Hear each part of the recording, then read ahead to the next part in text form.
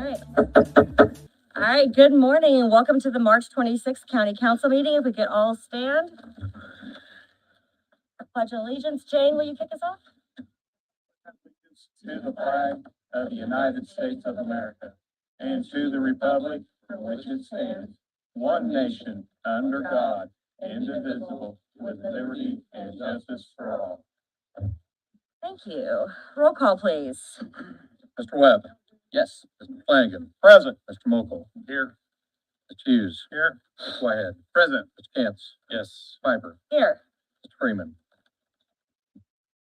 All right, just a reminder, questions from the public may be directed to CountyCouncilDist@co.delaware.in.us. Again, that's CountyCouncilDist@co.delaware.in.us. Marissa, was the agenda posted? At this time, we'll entertain an approval of the agenda. So moved. Second. Motion by Dan, second by Eugene. Any comments? Roll call, please. Mr. Webb? Yes. Mr. Flanagan? Yes. Mr. Mokel? Yes. Mr. Hughes? Yes. Mr. Whitehead? Yes. Mr. Cantz? Yes. Piper? Yes. All right, at this time, I'll entertain a motion for the approval of the February 27th County Council minutes. So moved. Second. Motion by Dan, second by Eugene. Any comments on this? Yes, I have comment. At the last meeting, I was doing some thank yous to the sheriff's office and I misspoke and said Corporal Ward, but it's Corporal Wyatt that I'd really like to thank for the ride along. And I want to make sure that not only got corrected in the minutes, but that he got recognition for it at the meeting. And I've made other corrections to Marissa and I believe she's gotten them out to us. Any other comments? Hearing none, roll call, please. Mr. Webb? Yes. Mr. Flanagan? Yes. Mr. Mokel? Yes. Mr. Hughes? Yes. Mr. Whitehead? Yes. Mr. Cantz? Yes. Ms. Piper? Yes. All right, we'll now move on to our transfer and appropriation agenda.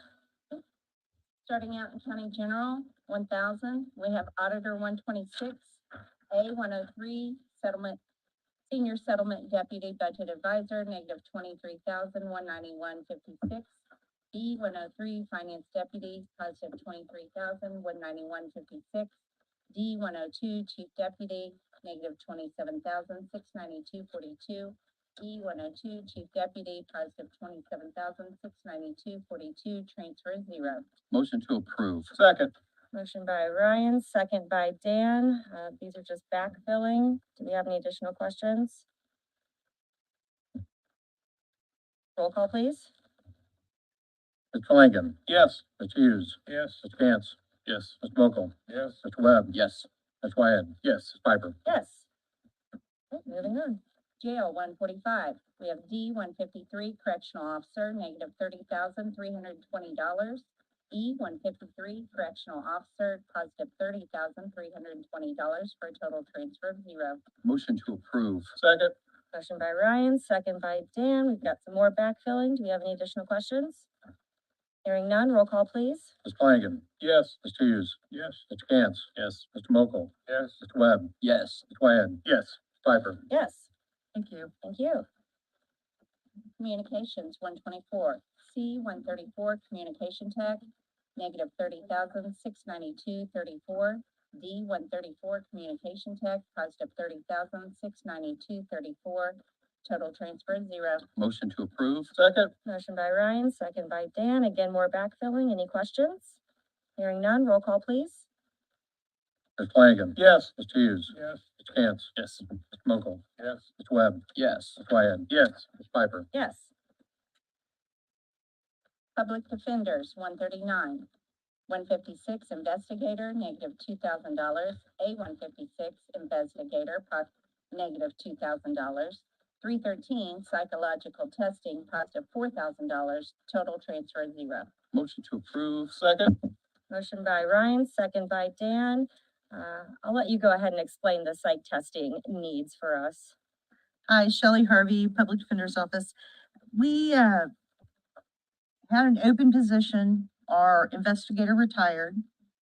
So we are in the process of hiring a new investigator, except that we are revamping the job description and so have not had a new job description approved or completed.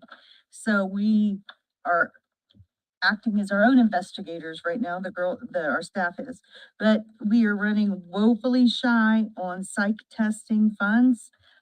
This is where defendants ask for a defense-only psych evaluation. And so, unfortunately, I'm giving you a pre-warning, I'm gonna be back asking for more money in that fund. We blew through that, and what the psych evaluations do when the defense counsel asks for them, is two purposes. It's one, to save the courts from having to hire two doctors if our public defenders find that a defense of insanity or the defense of incompetency to stand trial, if the first doctor finds that, he doesn't meet that criteria, then our public defenders don't go ahead and file those defenses. So then the courts don't have to have two psych evaluations as they do after we file those defenses. But, and it's also, it is in an effort of brevity or time saving, where if the doctor comes back and says, no, no, no, then our public defender knows just not to go ahead with it. So in a way, you're saving the courts. Trying to, but unfortunately. I'm sure Emily, the courts would not appreciate it. Well, and unfortunately, a lot of our reports are coming back that the doctor, I'm not saying a lot. I'm saying 25% of our reports are coming back that they believe that this defendant is incompetent to stand trial. You said the 4,000 would do about 3 evaluations, is that correct? Yes, Say that again, Shelley. 25% of are coming back as not being competent. right. That seems like a high number. It is a high number, and a lot of it is due to they've spent their lives on drugs and have ruined,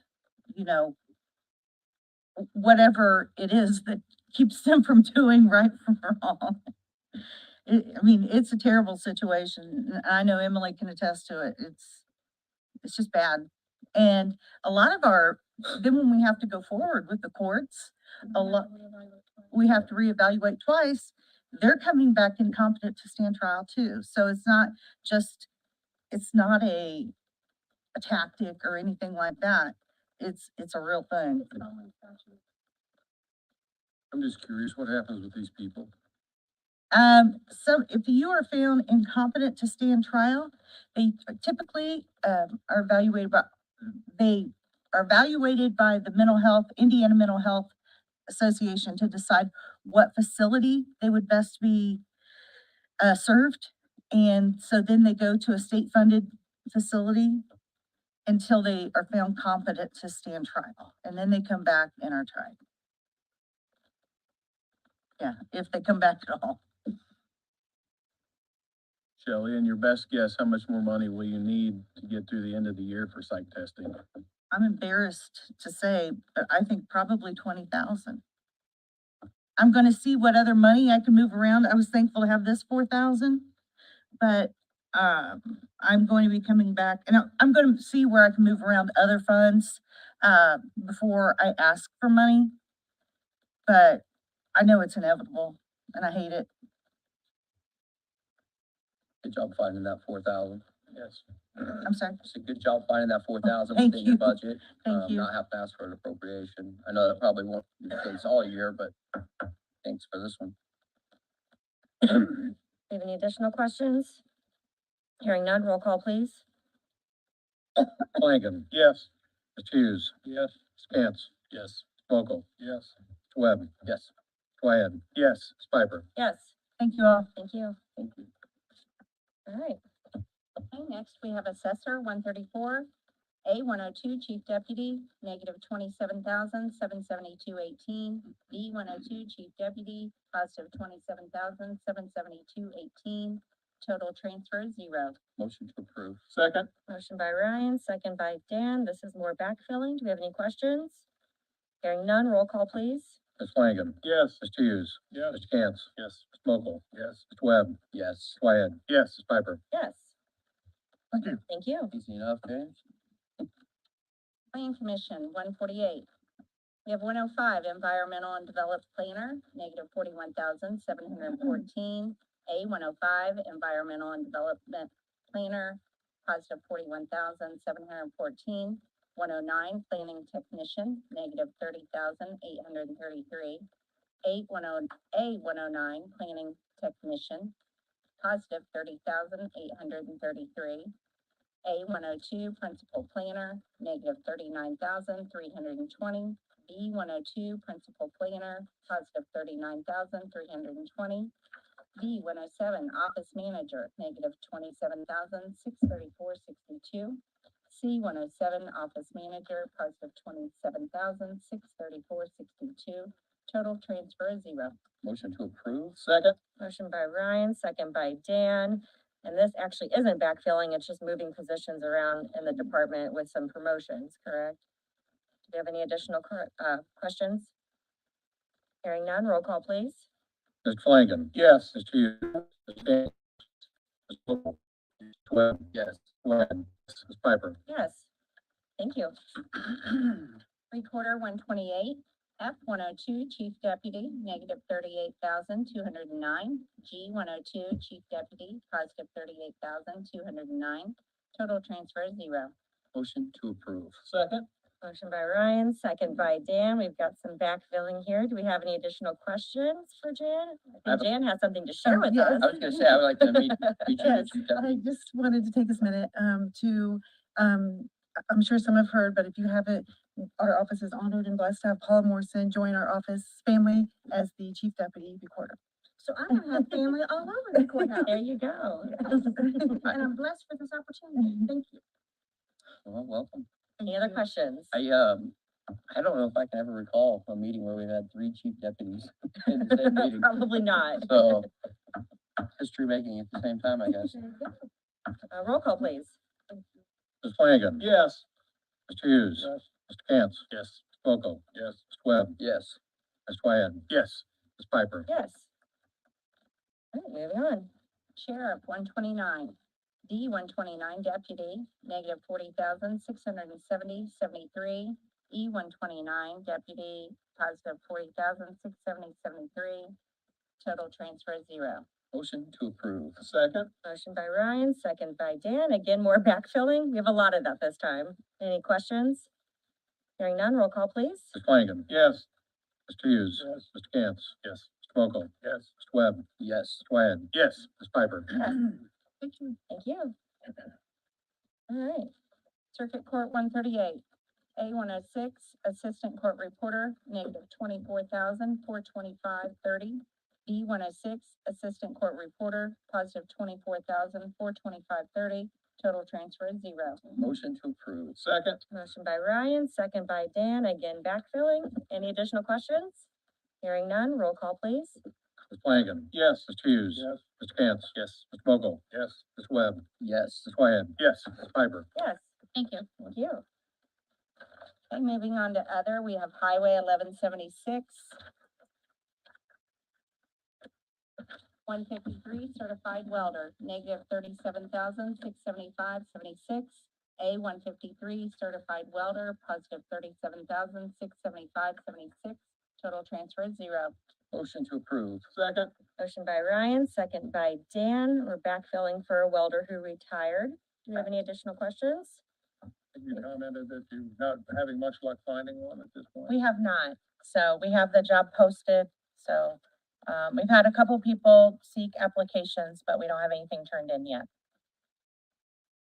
So if you have a welder certification, apply today. Send them our way. I have a question. Has anyone considered like reaching out to like Ivy Tech or any of those courses that offer welding certificates? That was brought up last week, so we are gonna start that process as well. You probably have some good luck out there. I'm sure there's somebody eager to get started.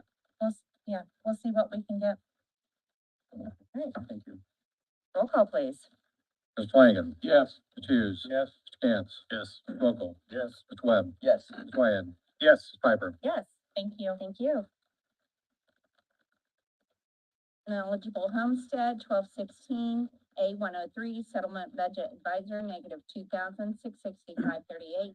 D 102, chief deputy, positive 2,000, 665.38, total transfer 0. Motion to approve. Second. Motion by Ryan, second by Dan. It was discussed in finance committee. This is just following an employee who changed positions. Is that correct? Correct. Any additional questions? I do. Yep. I've got actually a couple things on this. So typically when we do transfer, like everyone that we just did leading up to this one, those have all been the same position, right? One chief deputy leaves, another chief deputy replaces them, easy peasy. This is the first time that I've ever seen where we're asking to take the money that we previously previously budgeted for a certain position and asking us to take that money from that position and moving it to a new position. That's, since I've been up here for 4 years, we've never done that. As I looked a little bit further into it, if I believe it's the individual is moving to be the chief deputy and, wanted to take those funds with us. Currently, the chief deputy right now is making $40,000. And I looked it up because I think I checked Matt's notes and it said something about bring it in line with, other chief deputies. And every other chief deputy, where did it go? Okay, auditors at 40,000, the clerks at 40,000, the recorders at 38,209, the treasurer at 38,209.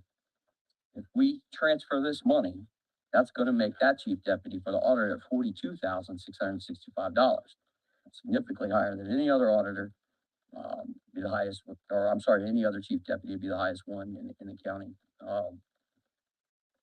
How we got to this position was that particular position before, 95% of it is, the salary is paid out of a certain fund, the general fund. I believe when Donna was running it, 95% of it is paid out of that particular fund. And she did quite a bit of a workload, 40 years experience, you know, she did a lot. So I believe the previous council had come up with some plan to give her an additional $3,000 or $4,000 out of this line item that we're discussing right now, almost as an extra, kick to her salary. We couldn't really raise it any other way for those duties. When she left, that somehow remained in place. I think it did get reduced a little bit, but it did remain in place. So we take this right now and transfer it with the position. Not only are we gonna make it higher than any chief deputy else that we have, whoever then fills that role is having that taken from them. But it's not really having it taken from them because that's what's on our appropriations later on in the meeting where we're appropriating $2,655. We don't transfer this money, we don't need to make this appropriation because that money stays with that position. And typically when someone takes a position, you know, the salary, and you accept it or you don't accept it. We don't generally take money from one salary position and transfer it with a different position. That's generally not the case. My suggestion would be, outside of the fact that this is essentially kind of becomes a raise in the middle of the season, is what I call it, in the middle of the, you know, we're not in budget time. I would make a recommendation to just do the duties and earn the dollar amount that you're making at this time, and then have the auditor put this in the request for the budget that we're gonna go over in September. And then I don't have an objection to the salary amount, the dollar amount. I have an objection to the process of what we're doing right now. I guess I thought my understanding was this is kind of the money that we give to the individual who handles all of our budget process, budget season. It's almost like a stipend situation, and the employee who A 103 is now D 102. It's the same person, right? I believe so. Yeah, I and we'll believe be so. continuing to do those duties, which is what this money paid for, to do all of our budget stuff that will be coming up. That's correct, because, we have 2 new people that's going to be training with the settlement and the budget.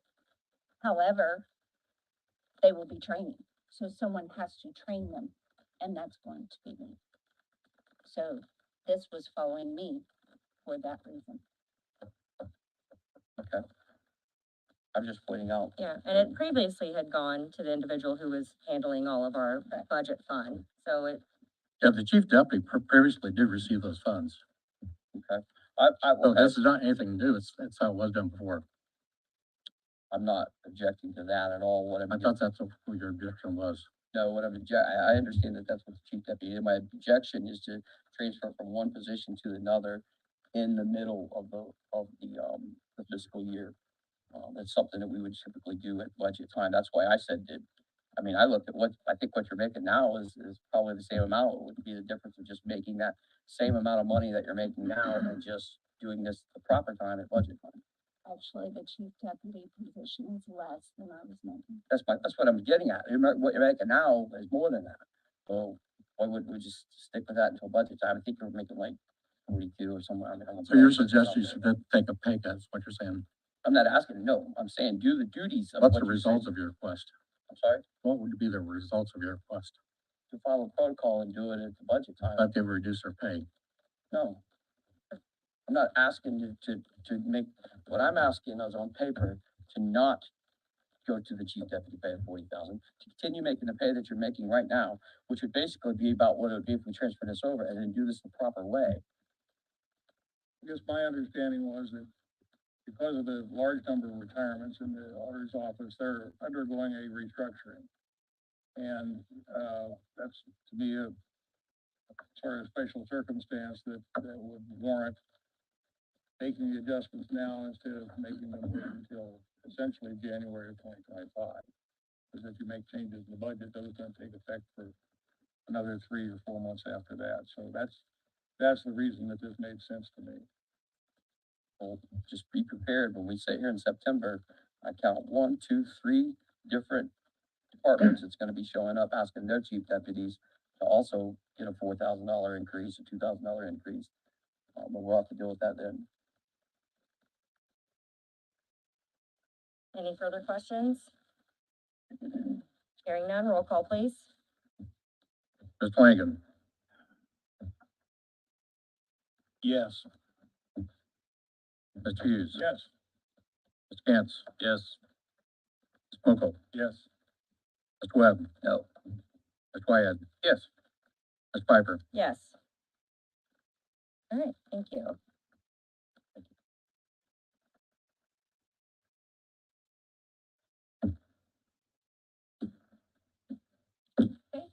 Moving on, DCCC project income, 1122. B130 CAD case, did I say that right? B130 CAD case manager, negative $5,000.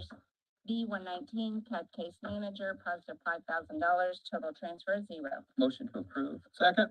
Motion by Ryan, second by Dan. Would you like to explain this one for us, Jane? Yes, Jane Miranda, Community Corrections. We had a case manager leave last year, went to the parole, agency because of salary, basically. This position is one that takes over a year for the individual to get certified and be able to do the job on their own. The current, case manager in that position makes about $7,000 less than other case managers in our office.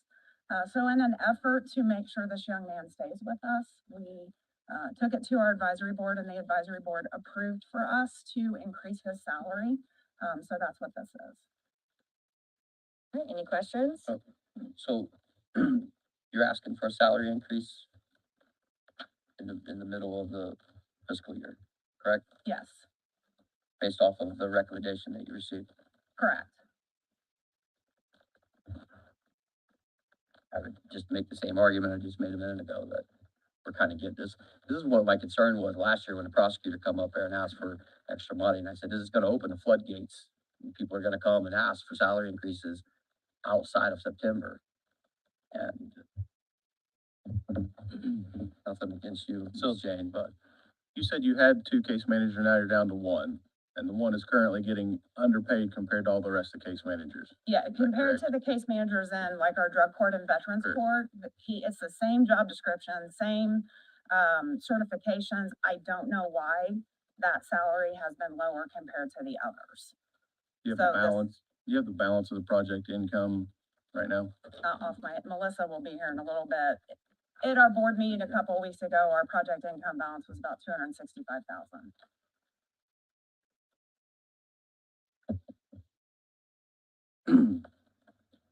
Have any additional questions?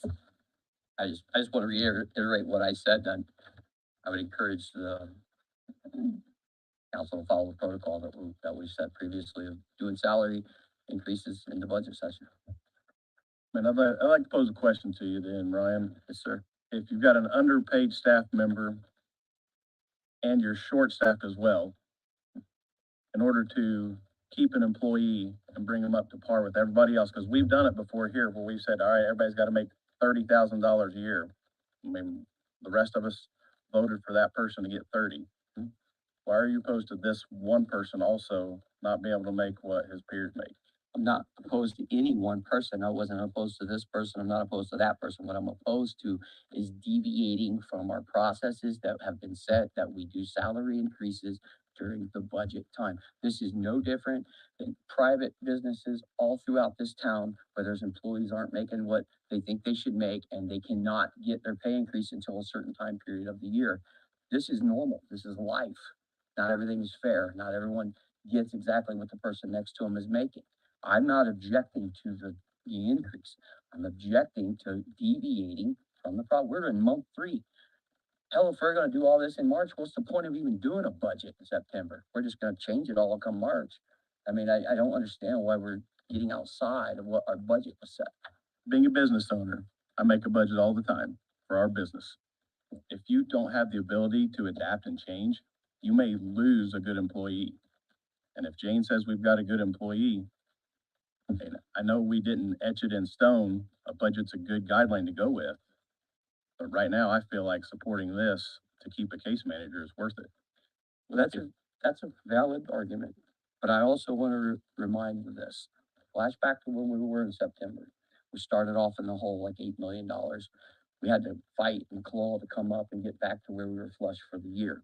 Every dime that we put out going forward until we get to that point is coming off of that number. No, When we you're got- wrong. when we That's got- general hold on, money and this let me is finish. their Not my project budget. income money. Outside of I'm just control. talking about as a council, as our policy and procedures is how we get in a habit of doing this. I'm not talking about this specific dollar request. I'm talking about if we make this the normal protocol, this is what we get into.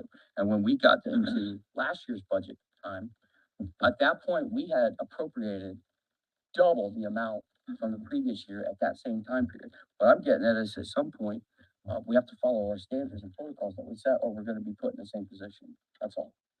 Well, if you remember during budget season, we treated those funds that were outside of county general differently. If they had the money, they got raises. Folks in county general didn't get that perk necessarily. So when they have different monies coming in and it's outside of county general, they're tied to only what they're getting in through the different income sources or grants or whatever.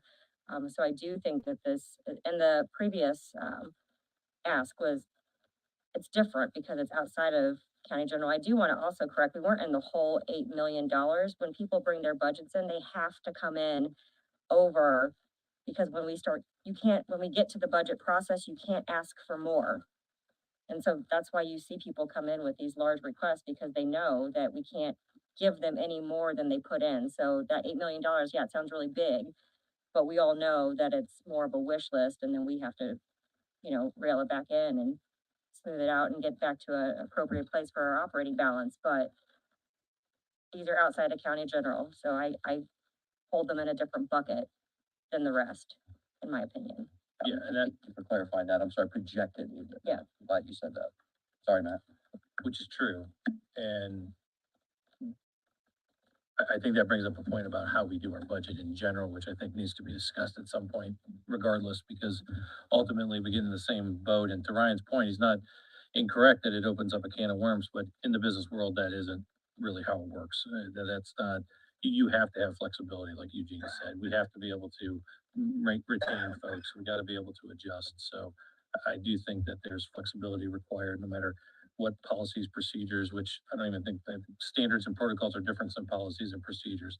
Doesn't mean we're not doing those things, because here we are physically doing them. So it's an understandable argument, and I don't disagree with you. I do think that we need a better snapshot at the end of our year or July timeframe, September timeframe, so that we can see those differences more effectively. Because if you don't have history of 4 years like you two have, we don't have that. We don't see those numbers. We can't tell the difference between who came back for $6,000 more than the other person because we don't see the balances as they are at the end of the year. So those are changes I think we need to look at overall. But in terms of this thing, I mean, It won't necessarily apply to this, but we're also awaiting the results of our salary survey. And I think that will be a helpful guideline going forward. I'm glad you said that. That to me, that's all the more reason why I think we should pause on doing some of this. I assume this is not gonna be included in this position. I actually messaged Kent yesterday and he said that they're in the process of collecting the salary survey data and finishing job descriptions. And they are waiting on a handful of descriptions to be returned. So he'll give me an update on when he plans to have that finished for us here soon. I am a part, community corrections is a part of Are you the, in that? we Okay. are, but there was a caveat that they know they can't really do anything about our salaries. All right, roll call please. Ms. Flanagan. With respect to Mr. Webb's, position, because I don't believe he's wrong, I am gonna vote yes. Mr. Hughes. Yes. Mr. Cantz. yes. Mr. Mokel. Yes. Mr. Webb. No. Mr. Wyatt. Yes. Ms. Piper. Yes. Thank you. I have another one too. Oh, that's it. You're up, Yep. so. Round two. Yep, round two, the same thing. So we have BCCC VOC grant, 9220-110 jail excuse me, jail diversion coordinator, negative 35,504.98. A110 HD case manager, positive 31,504.98. 112 surveillance supervision, positive $4,000 for a total transfer of zero. Motion to approve. Second? Motion by Ryan, second by Dan. I'll let you explain this one as well. This is also a small salary increase for an existing supervisor. When the, jail diversion Vivitrol, coordinator left, she left in January, we decided to restructure home detention to have 2 daily supervisors, just to help expedite things through the courts and get evaluations done. We have approximately 190 individuals on home detention, with 85 of them in treatment as well. So it is a lot. It's very time consuming and we were asking our surveillance supervisor to step up and do duties that were a part of the home detention department on a regular basis. So we hired a case manager instead of a supervisor for the Vivitrol program and then are just moving that grant money over to the surveillance supervisor because he is vastly underpaid as well compared to other supervisors. It's something I brought up during finance committee too, is if the grants monies change and are less, and this money's not available, this individual knows that they would not receive that moving forward if the money wasn't there. Have any additional questions? You still have the same number of employees in this restructuring? Yes. Does all of this grant money have to be used up at the end? Yes. That's why we lost $40,000 for this year, because in years past, we had not utilized all of our grant money and we lost it. So last year we finished at 0 on every single grant, so. Moving this money around, does it still fall under the umbrella of what needs to be used for the grant purposes? Yes. All right, any additional questions? Hearing none, roll call please. Ms. Flanagan. Yes. Mr. Hughes. Mr. Cantz. Yes. Mr. Mokel. Yes. Mr. Webb. For the sake of consistency, I'm gonna vote no. Mr. Wyatt. Yes. Ms. Piper. Yes. All right, thank you. Ms. Miranda.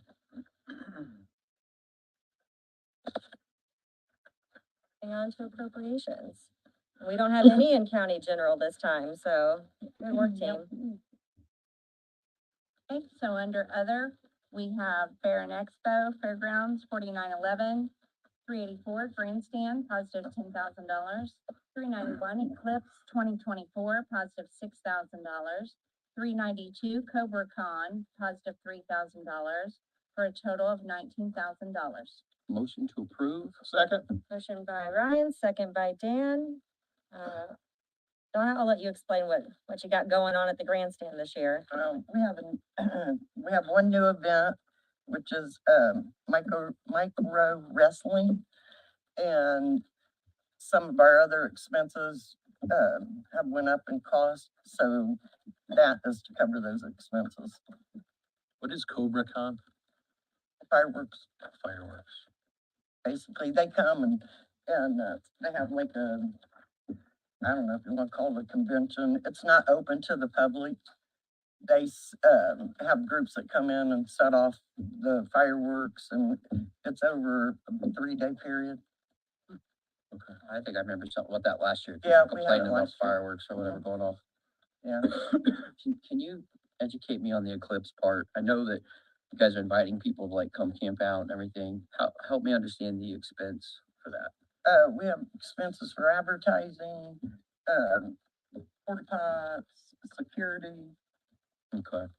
And all of this, Hopefully we won't use all that money, but at the time when I had to estimate it, that's what we come up with. and Plus plus I had revenue coming in from the camping that we hadn't anticipated, so. when we did the budget, was we not anticipating the eclipse then? No, I've seen a lot of people didn't anticipate the eclipse, and they're like, what are we gonna do Monday, Tuesday? yeah, You're right about that. I'm really not seeing the problem. Just a reminder that they do have $353,000 in their funds. All right, any additional questions? Okay, really. Hearing none, roll call, please. Mr. Flanagan. Yes. Mr. Hughes. Yes. Cantz. Yes. Mr. Mokel. Yes. Mr. Webb. Yes. Mr. Wyatt. Yes. Ms. Piper. Yes. Thank you. Ball Brothers High Tech Crimes Unit, 9214, 393 schooling, positive 12,749.69 for a total of 12,749.69. Motion to approve. Second. Motion by Ryan, second by Dan. This is allocating just the remaining funds for the grant, right? Yes, ma'am. Any additional questions? Just this dries it up, right? Runs it to zero. Chuck Zimmer's Director, High Tech Crime Center. Yes. Thank you, Chuck. All right, roll call, please. Mr. Flanagan. Yes. Mr. Hughes. Yes. Mr. Cantz. Yes. Mr. Mokel. Yes. Mr. Webb. Yes. Mr. Wyatt. Yes. Ms. Piper. Yes. Eligible standard deduction 1216, 1260, or C111 insurance deputy. Excuse me, $2,655, total $2,655. Motion to approve. Second. Motion by Ryan, second by Dan. We get an explanation on this. Yeah. Basically, this is for the secretary, this is Melissa. She's taking, Marissa's taking care of the, secretary duties for the commissioners and council. So she's added those duties to her position. That's what that's for. So previously, that was a full Full-time job, position. a full-time job, and Plan on filling that full-time job again. We're gonna move that person's duties into finance area. That's where we need, all the odds are taking place. Will that line item have a reduction in salary? Not through the rest of this year, but next year. Good look at that. Cause that line doesn't change. This is coming down, cause that line came out of the general. Yeah, it's come out of a different fund. Okay. So you're asking for an appropriation now and anticipating a reduction next year in the general. Can't say that. And then that person would, I want to make that 31,000. But they'd have a reduction in duties. No, they have it'd different be in duties. finance, a little different job. Okay. Cause previously that job was full-time that she's doing now. So now she essentially took those duties on and the duties she had before in insurance. I don't know that I'm following. So if I understand right, this is what I was talking about earlier when we were talking about transferring the money out before. Now that we hold, this is essentially kind of like the same thing. It's a pay raise in the middle of the fiscal year. That's what it comes down to. I believe Ed said there's some increased responsibility, so they wanted to increase the pay $2,655. And I would say the same thing I said earlier, put that in the budget and we can discuss it in September is my personal opinion. Well, keep in mind too, we're outside of county general. I understand that. Do you have any additional questions for the auditor? Well, yeah, I'm not following. So what, so Marissa's taking, what is her line item? She's taken all the duties that Denise previously had, I know, but like, on top of what she was doing previously, okay. okay? 11. So What, it's, uh, what, I don't know that we know the do we know number. what she was? Is C she the 111, I believe. C-111? That's what it says on here. Okay, We didn't have anything budgeted for that for, 2024. Zero, same with 2023. Well, then there may be a D. Are you sure you, There's no 111s at all on that page Okay. besides this one. I looked, this is one of the things I looked at last night when I was preparing for today. yeah, We didn't have anything budgeted in that line item for 2023. We didn't budget anything in that line item for 2024. This is basically, again, essentially the same thing that what we did for the chief deputy, adding that particular part to the salary. And if you clear out all the numbers and all the smoke, it's a salary increase. Simple as that. Can't make it any more clear. It's a in-season salary increase. No matter what fund you pull it from, no matter what fancy fund we put it in, that's what it comes down to. what's the difference in, what Marissa has to do for the commissioners versus Sarah or whoever they have working for them? Sarah's the administrator. She has nothing to do with doing secretarial. Sarah does set up here and take all the minutes. Okay. And track all the ordinances and resolutions. She's the administrator for the commissioners. Completely different job duties.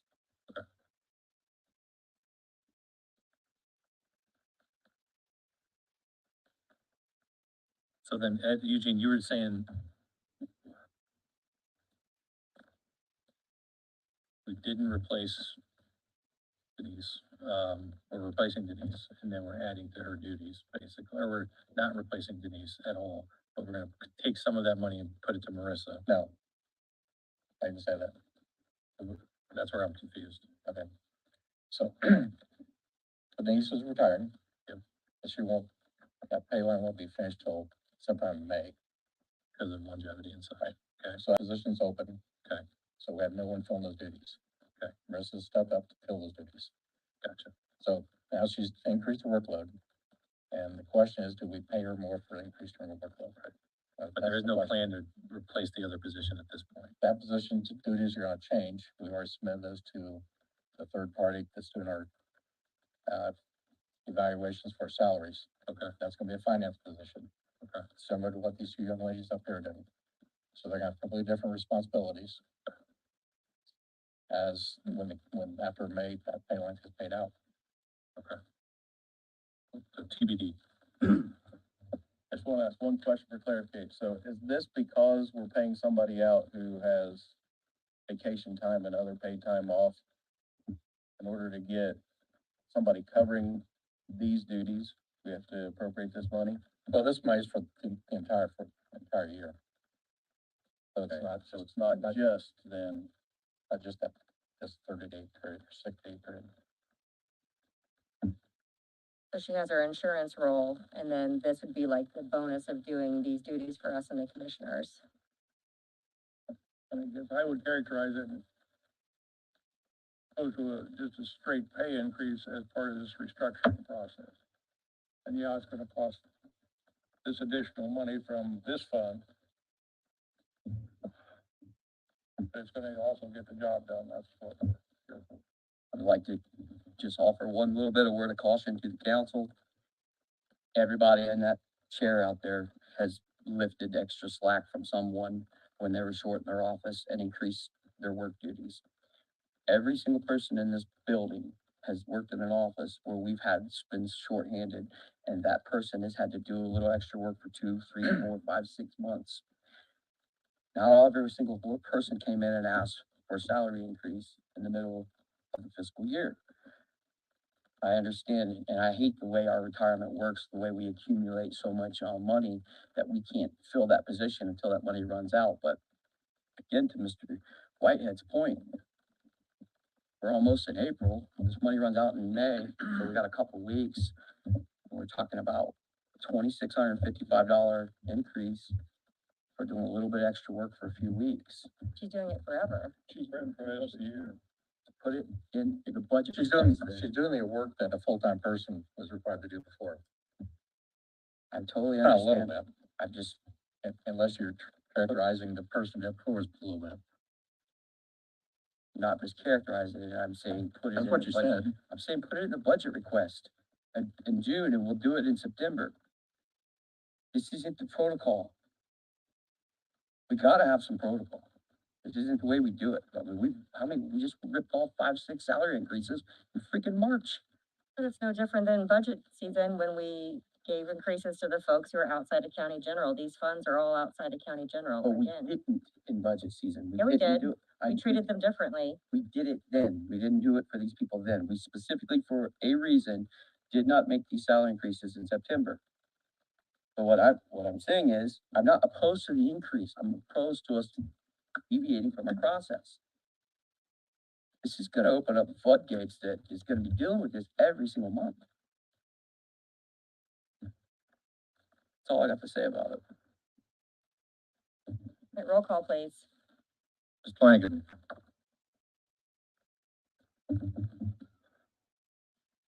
Yes. Mr. Hughes. Yes. Ms. Cantz. No, Ms. Mokel. Yes. Mr. Webb. No, Ms. Wyatt. No. Ms. Piper. Yes.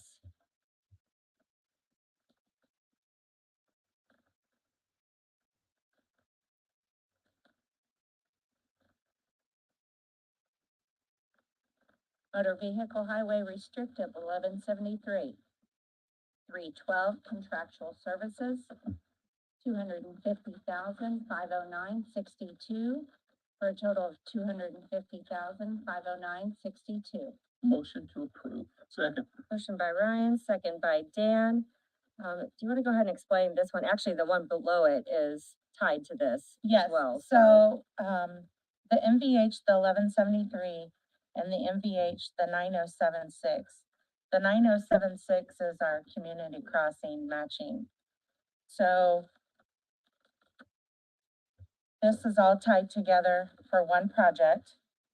The 1173 is coming out of our restricted, that is our match money. Our grant award was the 250,509.61. And this is for a project, for paving on 350 North in between State Road 67 and 400 East. It's approximately 2.25 miles and 20 feet wide average. Is it paving 350 north or it's roads out off of 350? It's paving 350 North from 67 to 400 East. Awesome. so, We've received 3 bids and we took the lowest one, and that is with Brooks. How far is the paving? It's Might in, have said it, I might have missed it. 2.25 miles.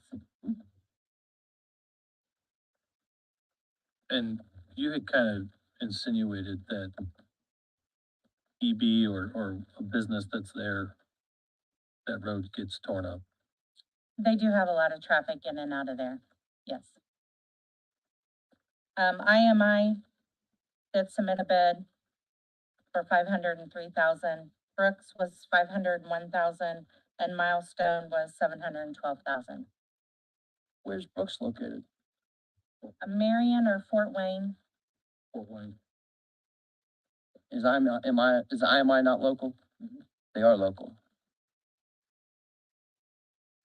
They have a local facility. Yeah. They're not headquartered here. Okay, that's what I was getting at. Thank you.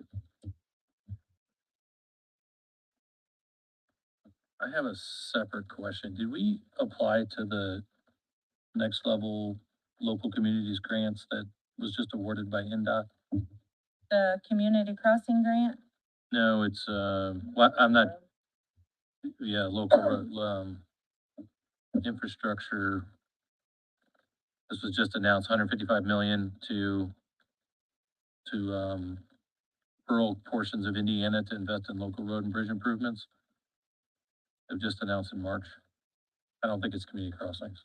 Not that I'm aware of, but Angie Moyer, our project director, is the one that would be over that. Yeah, that's something you're probably gonna have to talk to Angie about. I'm sure she applied for it. If it's out there, Angie applied for it. She's hitting everything that there is to apply for. I can't speak for her, but that's not anything we would apply for. Okay. So we didn't get any money that you're aware Right. of then. If we could, we'd be trying to. That get I'm it. aware of. Yeah. Thanks.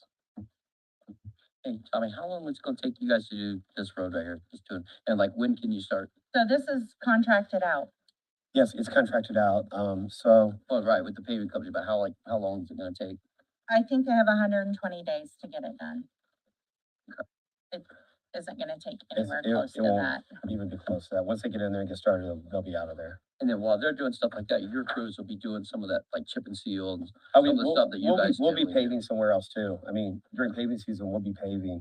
They'll do this probably right when we're paving also, you know, so. Awesome. 350 is a busy road because of IMI, so really better off having a contractor and giving them 35 trucks. Well, it's not the fact, it's not the fact we couldn't do it. We could have done it, but with the community crossing, it was a good road to put in there for the community crossing, you know. With I what you're don't saying. know that this is gonna be done at night, but it could be a very good possibility because it is a high It is, traveled road. yeah. And it's gonna be a mess getting trucks in and out of the pit and getting paved, just like you said, exactly. Would you contact, Angie just to make sure that she's followed through with, this particular grant that just became available? Absolutely. Thank you. Yes.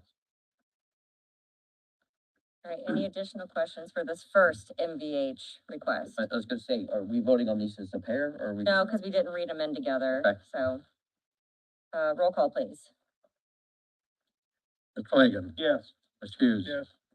Cantz. Yes. Ms. Mokel. Yes. Mr. Webb. Yes. Ms. Wyatt. Yes. Mr. Piper. Yes. All right, City Crossing Matching Grant, Motor Vehicle Highway 9076, 310 Contractual Services, 250,509.61, total 250,509.61. Motion to approve. Second. motion by Ryan, second by Dan. Tanya, didn't you say you were renaming this? We did, CCMG, we just needed to add that too. Okay, yeah, it's not on the It went on the spreadsheet. paper when we were in finance, What's that mean? Community Crossing Matching Grant. As soon as you said it, it made sense. All right, roll call, please. Mr. Flanagan. Yes. Mr. Hughes. Yes. Mr. Cantz. Yes. Mr. Mokel. Yes. Mr. Webb. Yes. Ms. Wyatt. Yes. Ms. Piper. Yes. Thank you. Thank you.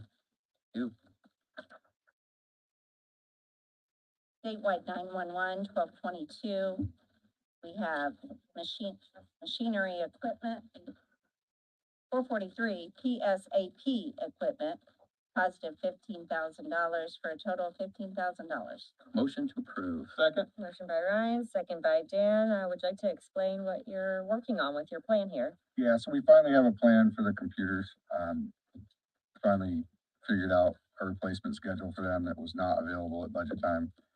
This is how statewide 911 pays for these. So this year it pays for 7 desktops and 2 laptops. Next year will be 5 desktops. The following year will be 7. We have them on a rotation now because we have to replace the main terminal computers every 2 years. So Fred, I'm sorry. I was gonna ask if you had any additional questions, so go ahead. You know, that's something that I've said over here, harped on to everybody about getting on a program to replace your computers on a regular basis instead of coming up and asking for a bunch of them at one time, and I really appreciate that. Could you just, for the sake of clarity for the public, explain, so, for example, this is coming out of your state 911 fund, you got $1.7 million in that fund. Could you explain to people who are wondering why you're getting computers and other departments may not be getting those computers? Like, We what do have to- you can only use that money for certain things. yeah, you can only use it for certain PSAP equipment. We pay 7 salaries out of that, benefits, everything. So, at budget time last year, we didn't have a good handle on what we needed to replace for computers. I think I mentioned that. You did. but now we actually have them on a replacement schedule. So this year, when I present my budget, it'll have money in there for the computers that need to be replaced in 25. And every year forward, it will have the money appropriated, so, Coming out of the same fund? yes. Okay. Thank you for that. All right, any additional questions? Hearing none, roll call, please. Ms. Flanagan. Yes. Mr. Hughes. Yes. Mr. Mokel. Yes. Mr. Cantz. Yes. Mr. Webb. Yes. Wyatt. Yes. Ms. Piper. Yes. Okay, I was waiting for you to stay up there.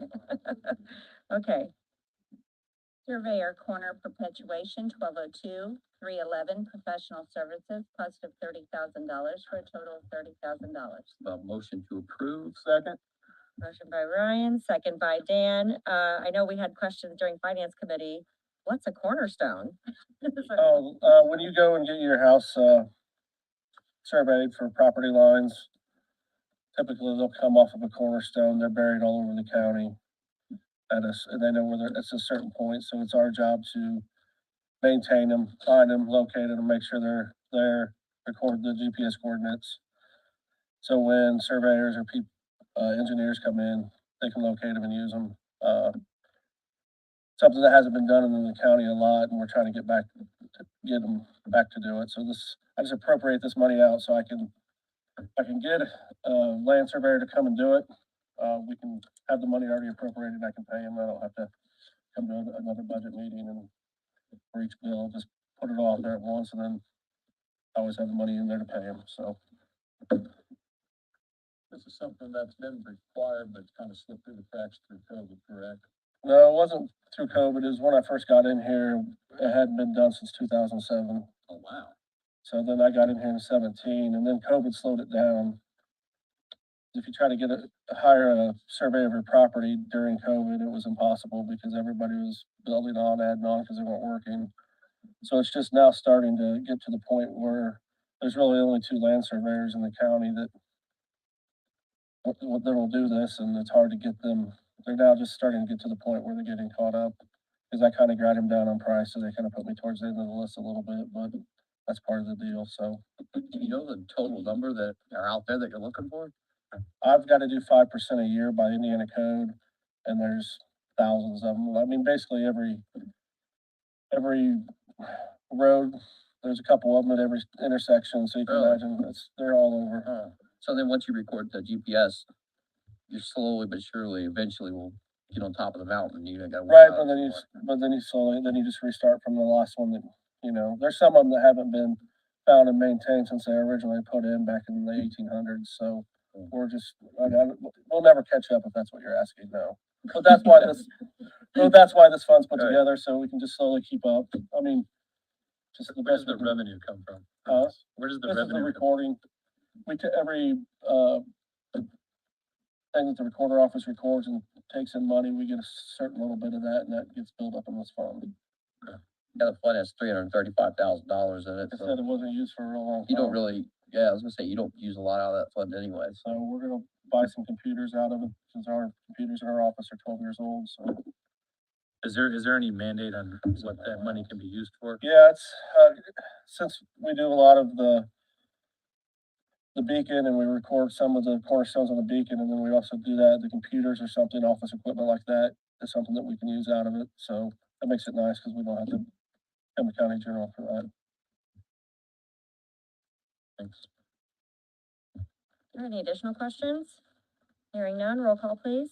Ms. Flanagan. Yes. Mr. Hughes. Yes. Mr. Cantz. Yes. Mr. Mokel. Yes. Mr. Webb. Yes. Mr. Wyatt. Yes. Ms. Piper. Yes. Thank you. Hey, thanks, guys, have a good day. You too. Local public health services, 1161, 311, contractual inspections, positive 50,706.31, total 50,706.31. Motion to approve. Second. Motion by Ryan, second by Dan. Jamie, I'll let you, explain why you had this extra money. Okay, so as you guys know, the, local public health services fund came about through the Health First Indiana initiative.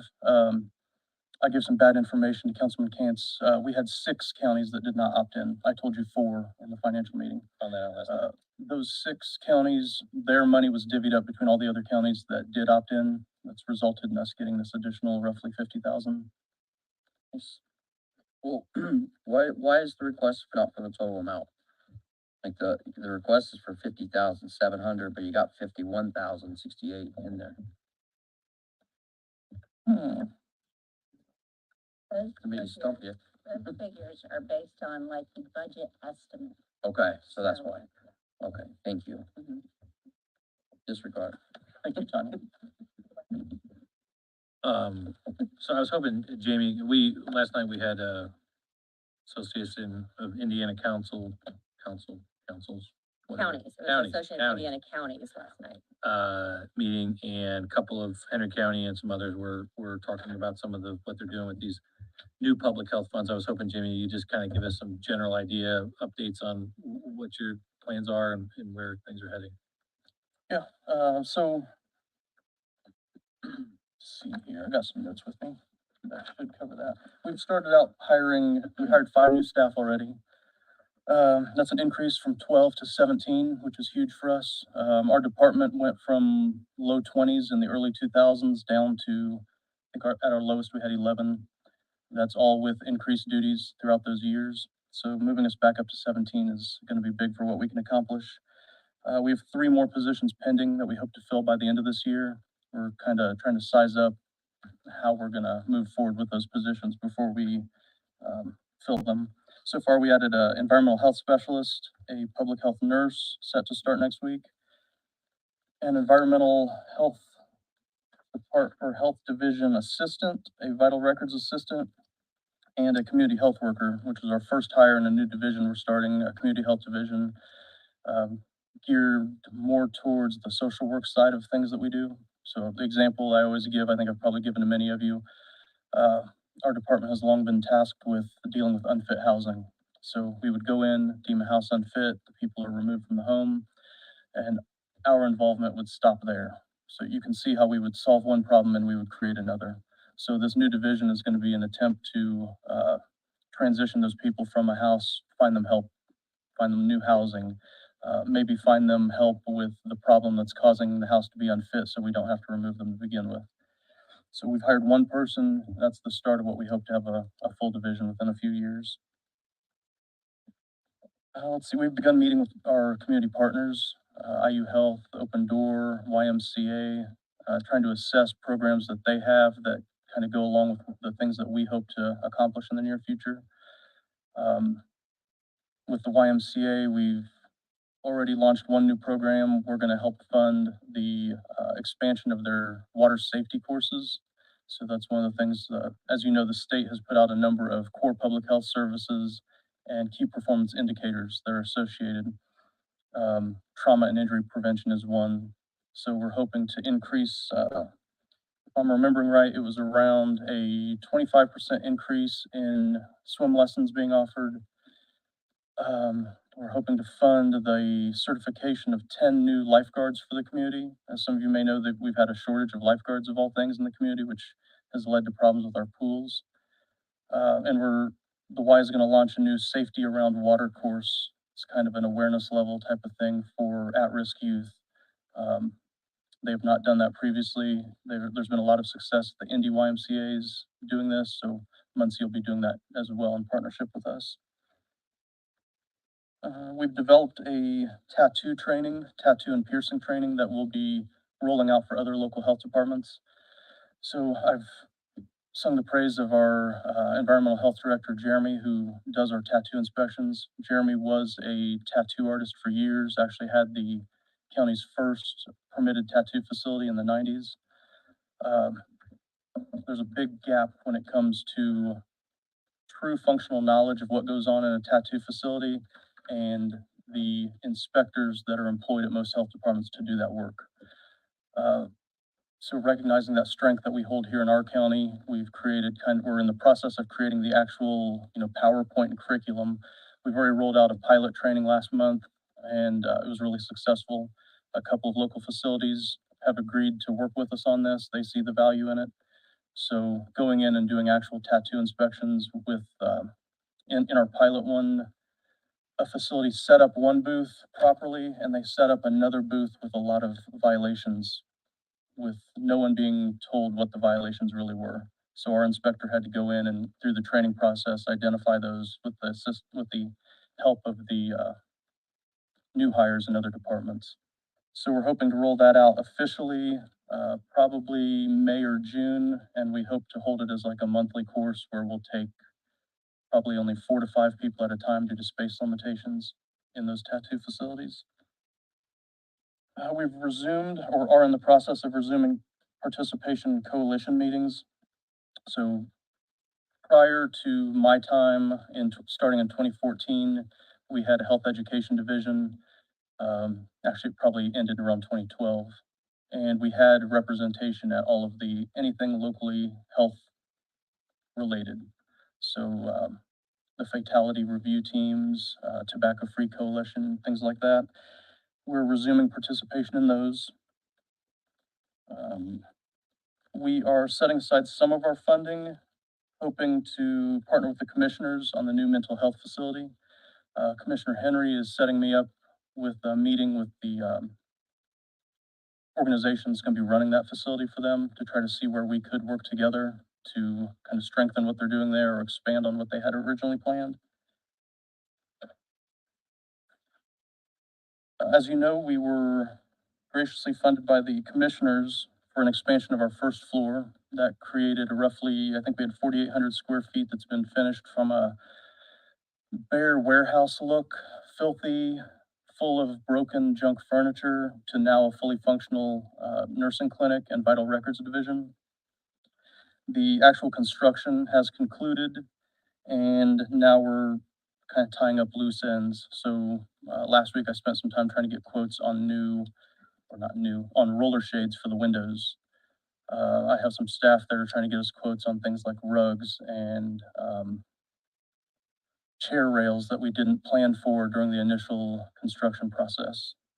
So our goal is to hopefully be moving vital records and nursing down to the first floor in May, at which time we would host some kind of open house to showcase everything. In the works for our department that we hope to have accomplished by June, we hope to launch TB testing again. Seems pretty basic, but our department quit doing that probably 12, 15 years ago. We want to offer TB testing to the public at a, very convenient time. It's affordable rate so that they're not paying a doctor's visit to go in and get something done. By June, we hope to launch some version of Stop the Bleed training, CPR training, and first aid training. Dr. David Brand has graciously offered to assist us as a volunteer in providing the Stop the Bleed training. He's passionate about that topic, and we do see some demand for that. So local schools, we're really hoping to get into local schools to provide that, not only to the teachers and staff, but the students as well. We hope to be providing radon test kits to the public by May. So I've been working on a series of social media posts that we would use alongside that. I've been working to try to price out the purchase of the radon test kits. In the past, they were provided to health departments free through the American Lung Association. That went away years ago. So trying to find the best price for the best kits that we can get so we can provide those. It's a little known and often intentionally ignored issue that radon is present in Indiana, and it's a good contributor, or not good, it's a bad contributor towards cancer. Delaware County is in an area that's not considered the best when it comes to potential radon. STD testing, we are hoping to launch STD testing down in our nursing division sometime this summer or maybe third quarter of the year. We're investigating right now how we would go about doing that, whether it's our staff doing the testing or whether we are going to partner with another organization to come in and do the testing here with us. We are investigating the potential of issuing grants starting in 2025, maybe 2026, with the increased funding that we will receive through Health First Indiana. I had a meeting with Ball Brothers Foundation. I'm going to meet with them again. They have very graciously offered to assist us in getting an understanding of the full grant-making process, procedures, best practices, so we want to make sure it doesn't turn into a circus of free money being handed out. But we recognize the value in issuing out grants to partner agencies that are accomplishing things that we wish to accomplish, but it would be obviously cheaper to just strengthen their initiatives than try to start our own. And just to be clear, the public health money that was given to the state can now be allocated to partners to provide that you can, in essence, pay for to do that, which, as long as it's meeting the criteria set forth in those core public health services and the key performance indicators, yes.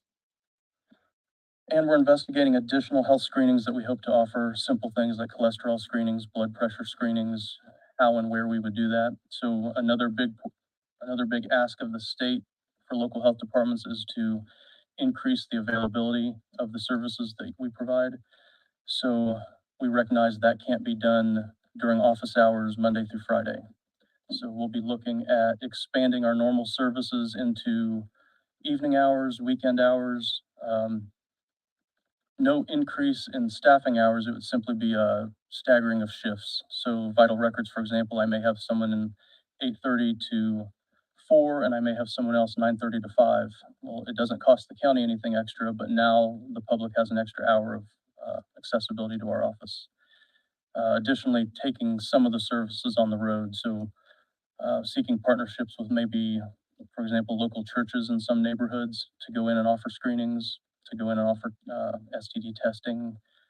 The sky's the limit, really. It's a matter of, right now, we're really trying to determine what all's in the community, where we could best try to fit in. And that's a monumental task right there. We have a lot going on in the community already. Awesome. Sounds great. That's all I have. Beginning to start time. Thanks, Jamie. That's wonderful updates. So thank you. Next, we have. Oh, we got a roll call. Oh, I'm sorry. Ms. Flanagan. Yes. Hughes. Yes. Mr. Cantz. Yes. Mr. Mokel. Yes. Mr. Webb. Yes. Mr. Whitehead. Yes. Ms. Piper. Yes. Okay, now we have edit 1112. 1112 edit projects, 5,482,296 for a total of 5,482,296. Motion to approve. Second. Motion by Dan, second by Matt. This is just allocating the annual edit funds that we do every year. And one of the notes we had from finance was that it's the two biggest expenses are our two bonds that are paid out of edit. So Correct. I'd like to report that last year this edit brought in $5,528,790.70. So we're below what we brought in last year, and I'm sure it's going to be went up. So, That's the revenue generated, Sherry? yes, sir. There was a comment about it being asked for all up front. How was it asked It's for? just easier that way. We don't have to come and bother you. We've done it that way for quite a few years. I don't know if it goes back to your time or not. Well, when I was in office, we did it all in January. Okay. But in the last few years, it's all been half in January and then you half Yeah. again in June or July, whenever. It just never made any sense as to why only half of it was being allocated. Especially when you have these bond payments that come up in June, I think in December. So. And the money's still being invested, so. How much are the bond payments gonna be roughly? Oh, That's a good question. yeah, I know there's 1.6 in What? June for the jail, and I think there's, 1.9. Is it 1.9? 1.99. okay, 1.99 in Yeah. June and Something December. like that. And then there's another one, the smaller one that was from 2014, that's about 500,000 or 600,000, I think. Is, bonds that we're still paying on out of edit. for, I think it's 2014. Yeah. $110,000 every 6 months. Okay, yeah. It's a 2014 bond, I know that. Do we know when that bond comes to completion? The smaller one? 34, I think it was a 20-year bond. Is that the Amoresco next door? Yeah, I think that's part of it. Yeah. There were several things in that particular bond that head out of that. With Matt's, point, I'm only speaking for myself, which I'm always only speaking for myself. I never speak for anyone, and else I don't speak for the council, but for this particular, topic, I would like to, you're not bothering me by coming and requesting it. I think that, you know, the commissioners and the council is kind of a little bit of a checks and balances amongst each other. And I think it's kind of, even though it can get mundane and routine with those economic development, I think for the public's sake, transparency, that it's probably imperative that we do this as often as possible. I really don't like, and I know it's easier to get it all at once. I would be more in favor of doing it multiple times a year with an itemized list. I'd like to know how each project is and how much dollar amounts go into it. If someone stops me in the hallway and asks me, I'd like to be able to give them that answer. All I can tell them is the majority of it's going to the jail. I don't have any clue what the rest of it is. For me, I'd like to have that information. Councilman, there is the commissioners adopt an edit plan every 3 years. The next one comes up in 2025. There was one done in 2022. That edit plan is available. It is something that the commissioners approve and is available. As to the funding for all the different projects, that all information is always available in the auditor's office. And Sarah in the commissioner's office keeps track of the projects to make sure that the funding is within all of those. So all that information is available anytime you would like to have it. Well, I understand that. I just think from a presentation standpoint, it would be beneficial for you to provide it to us when you come in and ask for the money. Well, the edit plan was published and approved by the commissioners in 2022. I think we're only on the first revised, which is the fewest number of revisions that I can remember in a long time. So that plan has been around since at least 2022. I had been getting, I did request, I think it was from Sarah, maybe, or I don't know if you were involved, Tanya, but I did ask for the balances and the updates on that, what you're referring to, John. I haven't seen it in several months when I first started, or several months back. So we can get it, as to John's point. I haven't re-asked, I just haven't gotten it, as frequently as we were, so it would be nice to make sure we get that. So we're happy to do that. And then, are those bond, like the 2034 bond, are those bonds able to be paid off early if there was a relief element to that? I think we looked at that for refinancing purposes, and I believe that there is a penalty for refinancing. And so that's why they weren't refinanced when the interest rates were lower. It was a significant penalty, several $100,000, so. I feel like there was a penalty if we also paid it off early Right. for the jail portion. I do recall that. when we made Yeah, I that was vote. referring more to the other one. Like, The other one, there was a penalty too, because we looked at that also to refinance it when interest rates were lower. Well, speaking of interest rates, that's another concern that I have about giving all of this money, all at once in March. If, I believe when we had a meeting before, it was suggested that, the interest money that we generate, I can't remember if it was from the ARP money, I believe it was from the ARP money, that the council wouldn't be having control over that, the commissioners would be taking control of that interest money. It wouldn't go back into the general fund. So my concern, Well, that's incorrect, Councilman, because the ARP interest money stays with the ARP in the ARP fund. okay, And the money is then appropriated as the council determines from project for the commissioner. So that you have control over that money. That stays in the ARP fund. It can't go into the general fund. It can't go anyplace else. It has to stay in the ARP fund. okay, so I was incorrect on that one. But my concern on this particular one is if we give all of the edit money away now, then we lose the interest money that we would generate from That's this. Is incorrect. that not, is that not That's correct? incorrect as well. Okay. Because the edit Help money me is a understand it. separate fund. The edit fund, it comes from income taxes from the taxpayers of Delaware County. It's a separate fund segregated in the auditor's office. If you appropriate the money now, it's still gonna be it's still gonna be in there. It's still gonna be invested by the treasurer. It's still gonna earn interest in that particular fund.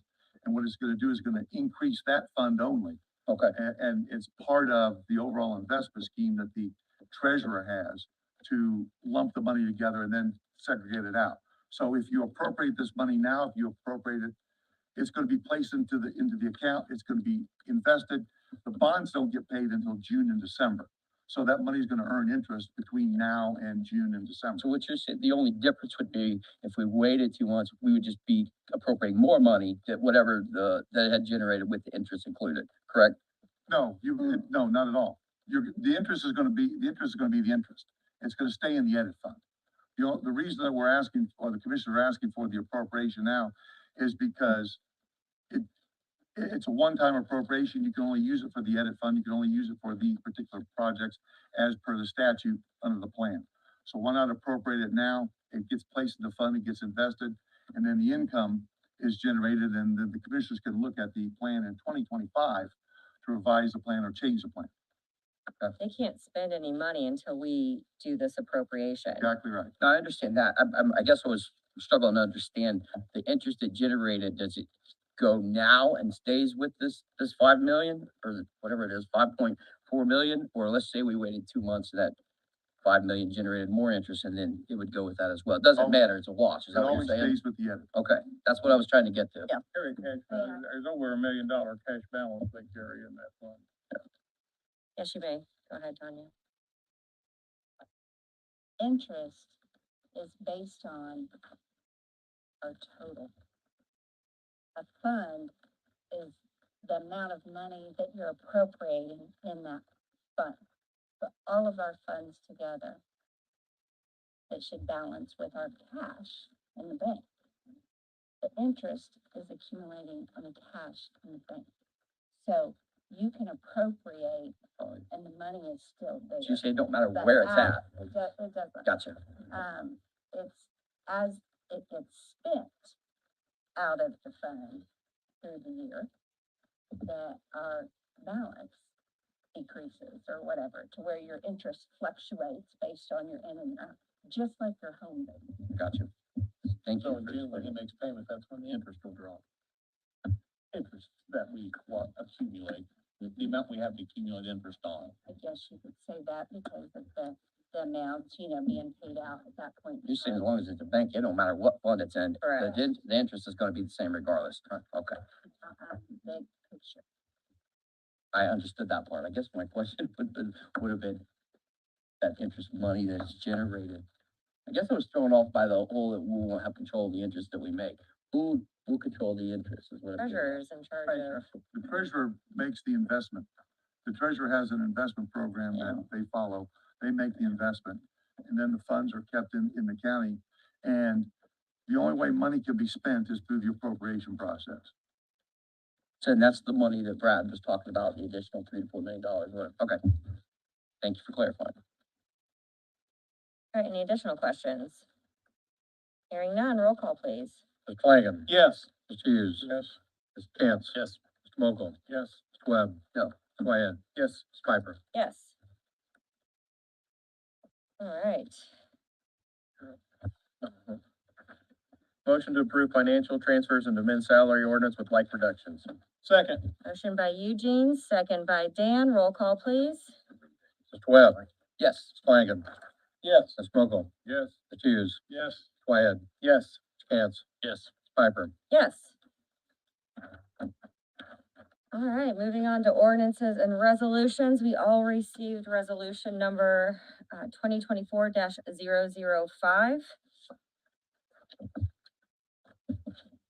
The resolution declaring an area within Delaware County, Indiana as an economic revitalization area for Kaleidoscope Properties LLC. Do we have someone here to speak on? John, are you speaking on? I'm here no, please. It's your Okay. project. I'm just here for the redevelopment commission. Okay. To help sponsor this. So please, come on.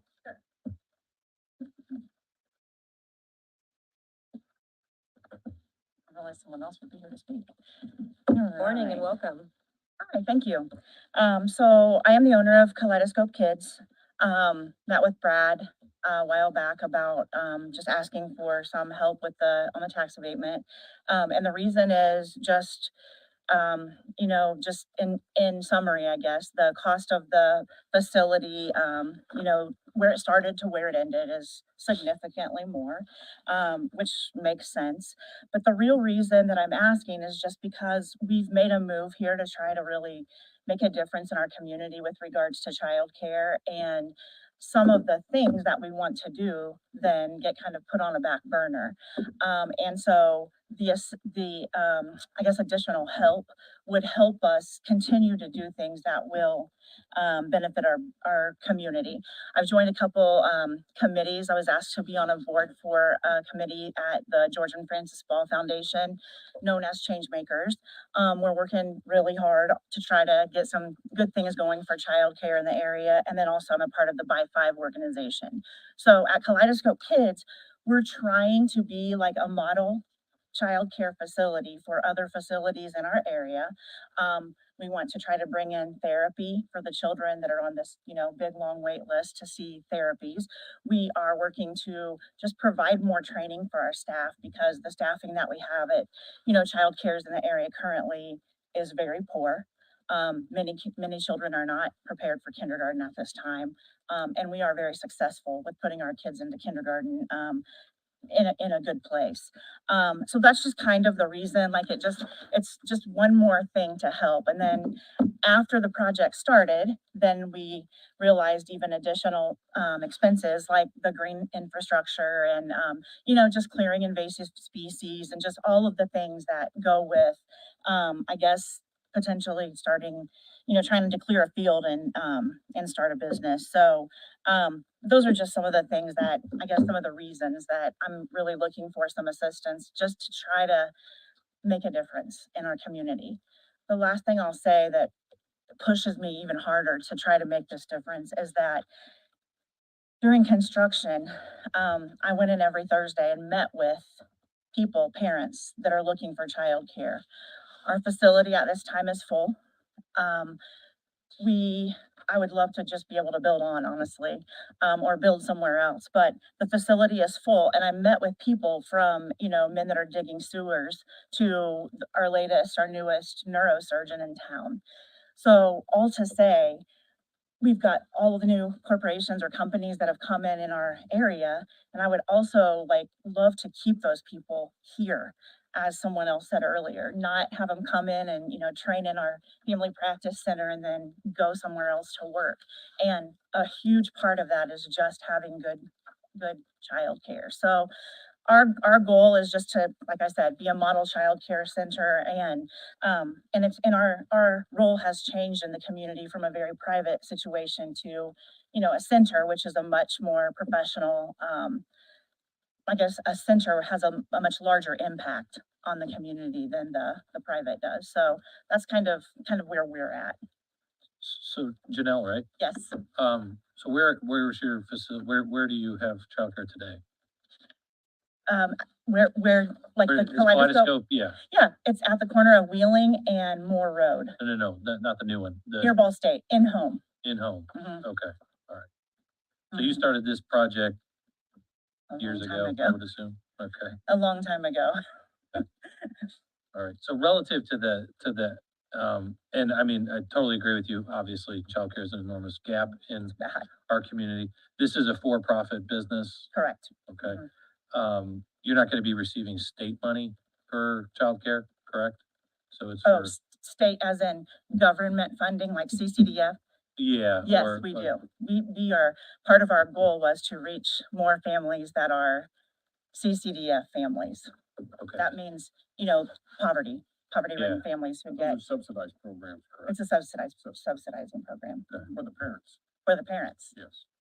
like what percentage do you serve for that? The goal is 25% right now, and we are just under that. Okay, I would love to serve more. Okay. That was, one of the goals for opening, Okay. is to meet the highest standards and serve that population. was there any plan, I know this abatement has come after the fact in essence, but was there no plan to ask for it previously? Can I be really, really honest? I didn't even know, Preferably. I didn't even know that there was such a thing. And then through talking to people and understanding more, like, again, out in the public world, how things work, I was like, oh my gosh, that's something that we could still do just because of trying to turn a field into a, you know, a childcare facility. So Is this, you don't have to answer this, I suppose, but is the build and the construction, is it all being funded via loans, investors? it is, and, Yes to both. and yes, Okay, loans, not investors, loans. okay. You're the sole owner? I'm the sole owner. Okay, all right. So Curious question that was brought up to me, is there any problem with it being so close to the jail? No, it's north. It's North Oh, Wheeling. Okay, it's North It's Wheeling. over by Halton. Oh, I see that, it looked like the jail. we're I hoping to, we're apologize. hoping to raise children on, to Yeah. keep them away from there, so. So, no, there's not. Yeah, I was looking, I thought that was the jail, so, no, I apologize. No problem. I drive by there often, so I've been paying attention to what's going on and just seeing all the progress, because I come up Wheeling or down Wheeling quite a bit. Mhm. And I can recall that field having a for sale sign in it Forever. forever. Mm. So I'm just thrilled that something was going on in that Mhm. area. And the rumor, I always heard was that it was like in a floodplain, so I'm sure you had to do work to get, just the grounds ready to build any structure on there, so you have those costs, I'm sure. Well, even now, it's like, there's only a portion of it, you know, that can be used in that way, so I'm still trying to ask for help to get playground equipment in the floodplain so we can utilize the buildable space, you know. How many acres is this on? It's 11, 10.84. Mm-hmm. In the, Daycare centers, that's for profit. I'm sorry? Majority of daycare centers in the county are not for profit, affiliated with a not for profit. This is one of the few. I think there's only like 2 or 3 in the whole county that are for profit. And may I add, by for-profit, this girl has had no paycheck for about 5 or 6 months now because we're building a building. And for profit, theory only, theory only, Thank you. theory only. So in the application, or in the abatement committee, it says that the application was filed in October. The SB one was filed on November. What's taking so long to get here? That would fall really on the tax abatement committee, shoulders, I think. Okay, Just because we were gonna try to schedule it in January and, couldn't find a date. I think that was the issue that okay. with her council and our council. So it got kicked over to February. Okay. So the delay from November to February doesn't fall on the framework.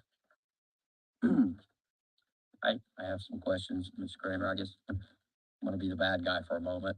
You go right ahead, I'm okay with that. First of all, I applaud the daycare and bringing it to the community because it is needed. Thank you. I live out by that. I live in Haltman and I drove by. It's a gorgeous facility. Thank you, You guys have, really got a nice place. thank you. Now to the concerns that I have. We just went through a deal with the tax abatement with the solar farm, and one of the biggest deals was declaring it an ERA, right? In order to receive a tax abatement, a company or a business must be declared an ERA, an economic revitalization area. Definition is an area that is within the corporate limits of a city, town, or county that has become undesirable for or impossible of normal development and occupancy. Now, I believe before we built the beautiful building, it was crop field, right? Corn, beans, whatever. So it's being utilized. It wasn't actually, it was just laying fallow for the last several years. It wasn't even being used for harvest at all. It was just a field that they had to mow. So, I mean, it was undeveloped for at least 15, 20 years, as far as I know. For me, and I kind of figured when you come late, I theorized that it was probably a situation where, hey, I'm building a building, I built the building, and now I found out about the tax abatement process. Exactly what you just said, you know, a second ago. Oh man, I hope I can get in on that. For me, again, playing devil's advocate, being the bad guy here, I'd have a difficult time declaring an ERA currently on a place that has a beautiful probably at least $1 million building. I mean, it looks that way. It looks like an expensive building. About 3.6. How much? 3.6. 3.6, so yeah, even harder to declare the ERA, right? Cause it's not, I mean, it's not undesirable no more. It's got a beautiful building on it. The other aspect of it But the is, point of an ERA, developing an ERA, is that it didn't have a $3.6 million building on it before. well, I get that. I understand that, but that's why, I mean, processes are processes, what I was talking about earlier on. That would, that, again, I'm only speaking for myself. That would be difficult for me to get there because of that. The other thing would be, I know you said you'd receive some state, funding, right, with the, Like with the per child, subsidies. like, yeah. So you don't get the funding, it's like the parents Like who are the getting it? Parents get their childcare for free, for example. So instead of the parents paying me, it's like for poverty-ridden families. If Mhm. you're, you know, below a certain level of income, then you get your childcare paid for free. I got you. That's So, a voucher program. I'm sorry, voucher program. Over here. Oh, sorry, voucher program, yes, the voucher program. kind of, in a sense, taxpayers are already subsidizing part of the business. That's not correct. Help me understand it if it's not correct. If it's state funded, Well, they're subsidizing the parent. If your question is the state, giving to Kaleidoscope money for operations, that is, in my world, that is not correct. What really is happening is the state is allowing low-income families to, place their children in a facility where they can become, what's the right word here? Nurtured, I guess, may be a good word. These are people that are gonna be, for an opportunity. an opportunity for them, which if it hadn't been for the state to allocate to the parents some funding, those kids probably, I don't know They where. wouldn't be in daycare. Yeah. To me, I feel like it's recognize that, a, but it's, if I can finish real fast. But that state allocated funds are coming from taxpayer, which then goes to a for-profit business that helps sustain that business. Is that's the angle I'm talking It'd be about. the same if a grocery store accepts food stamps, so is the state funding that grocery store? I don't understand how the food stamp program works. I don't know. It's the Maybe they same are. thing. Taxpayer dollars. Same thing, the patron or parent receives a benefit, which they can elect, they don't have to go there. no. I They think can go to another childcare I facility. get all that, but what I'm saying is your facility collects money somewhere from that child. It's like, Send the money from the it's state. like collecting money from, like, we either have self-pay or we have the TCDF. And I want to add to this from a, not a procedure or process, but these children are children who go home at the end of the day to addiction, to poverty, to neglect, to whatever else is going on in their home. We are the only chance they have. So even if it were what you say, does it really matter? Well, I mean, does it? It's only 25% too. It's I so do, small. I mean, again, I'm sympathetic to the cause. I don't want to be labeled as someone who doesn't, appreciate childcare, especially for at-risk people. I'm just trying to get to the basics of it. And it's a for-profit business asking for a tax abatement subsidized by the taxpayers. And it's easy to get caught up in the warm and fuzziness of childcare, but we gotta also pay attention to the. So if I to were the real nonprofit, numbers. then it wouldn't be a big deal for you. No, not, Could be an abatement 100%. my They issue never isn't so pay- much they that never it's pay a tax. nonprofit or for-profit. My issue is that it's already built and it's coming after the fact. That's just me. I mean, and- it's and kind the- of built, but it's. Well, hang on, Janelle. So that is fair. I mean, I drove by In the other in day, the there were 50 process, cars in not the for parking lot. Janelle or her business, it is fair that the tax abatement process in Delaware County does not have any policies and procedures that dictate that you're late, so to speak. Understand. And you've made a caveat in the abatement committee No. story, or in the notes, Bill, that doesn't exist. And so there really is nothing preventing us from providing this. And Yeah, the only thing, that is something we did discuss with Brad about altering and coming up with guidance to make sure that we're following rules if there's such a thing. the deadline under the state statute is only that the abatement resolution has to be adopted within 60 days after the facility is assessed. So at that point, it's already built. Now, if you look at any other county, town, city in the state that I've been able to find, they have guidelines. A frequent guideline is that the abatement application should be filed before construction begins in the case of a building. If that's what the council wants to do, I can understand that, and it makes sense, because in my mind, and maybe in your minds, this is to be an incentive to build, not a reward for already having built. Or a lifeline. But we don't have any guidelines. That's the problem. So no one in the public knows that, gee, we're thinking you should do this before you start building. Okay. So that was the quandary that the tax abatement committee faced.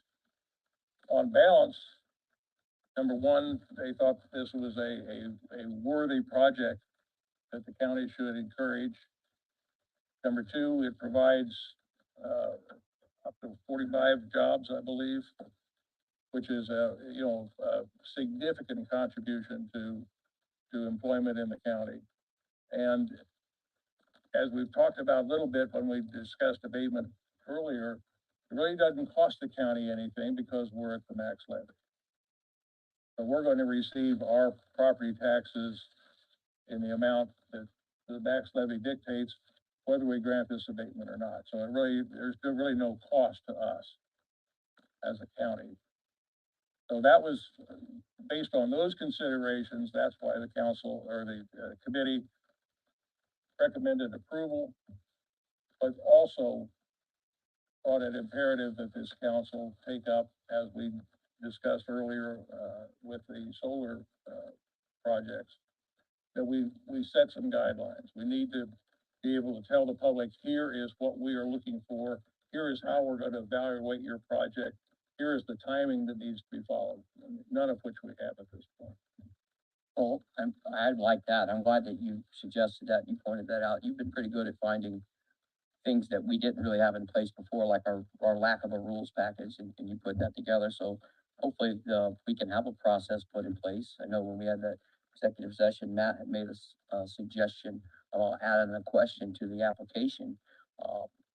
Real quick, I want to make one last point, because I agree. I think it's a very good project. It's a worthy project. I think you said you're going from like 8 employees, somewhere around there, to like 40, somewhere close.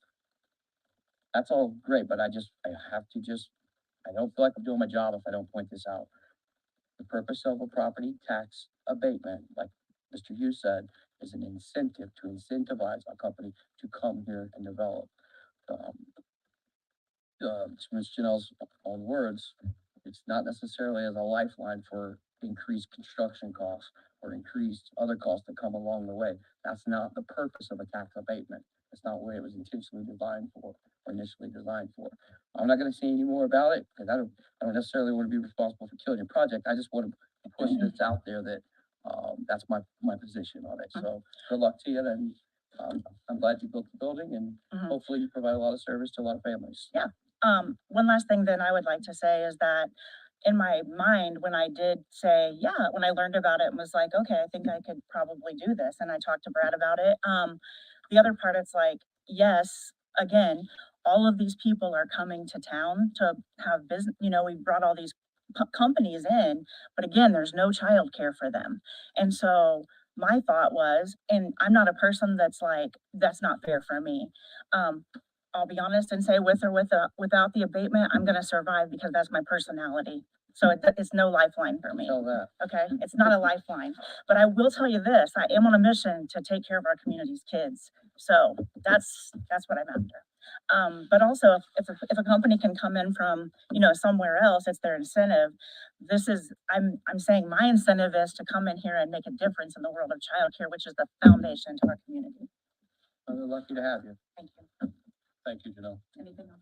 And I do want to note, at the very top of resolution 2024-005, it says it has requested that the Delaware County Council approve a 5-year phased-in real estate tax deduction for a new facility being built by the company. So in 5 years, the tax abatement is done. That's right. And so they typically are like a 80-60, 40-20 kind of Yes. thing. So This one's only 5.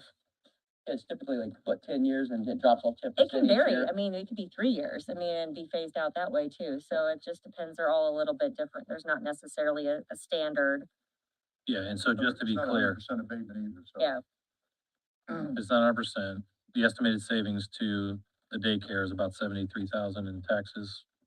And to Bill's point, there's no direct impact to us from a county standpoint. And if for some reason they don't hold their end of the bargain, we do get to have the opportunity to go back and recover those monies. So that's out there too. But you want to see your yearly though. Great. Come in and hang out with us. Happy to Give share us it. an update, for sure. Any additional questions? Hearing none, roll call please, on resolution 2024-005. Mr. Webb, I'm gonna vote no on the process, but not for the facility. Good luck to you and your facility. Ms. Flanagan. Yes. Mr. Mokel. Yes. Mr. Hughes. Yes. Mr. Wyatt. Yes. Cantz. Yes. Ms. Piper. Yes. Great. One comment is the process. This will now be advertised for a public hearing, for the April meeting. At which time, after the public comment, then the board will consider, or the council will consider a confirming resolution. And that's the last step in the process from our point of view. So you'll need to be here in April. I'll work with, Mr. Walters to get the advertising done and our council, so that for prepared in April. Also, Ms. Janelle, it may help if you have a couple, supporters to come with you. I doubt anyone would show up in opposition, but if they did, it's also good to have the other side speaking on behalf of it. The concern? Who made the motion to approve the resolution and who Good seconded it? question. Would someone like to make that motion? Should we So go moved. back? Can we retro? Second. Dan? Just want to make sure that we haven't already. Yeah. We I went through a didn't roll write call anything without- down, so that's on me. For this one, Yeah. we just did, Or did we? I thought I made it. I thought the web made it and I seconded it. Oh, okay, Yeah, I just want to make sure I didn't have it in my notes. and okay. just clarifying. I didn't have it Got it. down. All right, so Ryan, motion, second by Dan. Okay. On to appointments and committee reports. I believe we do have a committee update, Eugene? Yes, for the code of conduct, I just wanted to let the council know that it's been written up and distributed to the committee. We're in the process of reviewing it. And then eventually we'll get it to council to make sure we've dotted our i's and crossed our t's before we present it to the full council. Does the, stuff we heard yesterday about the state's approval of that bill have any The impact? quorum bill, I don't think that will have an effect on the code of conduct, because the code of conduct is basically for elected officials, those inside the county building, and the quorum was basically for the public and audience, correct? Any other, committee reports? Don't believe we have any old or new business. Elected officials and department heads.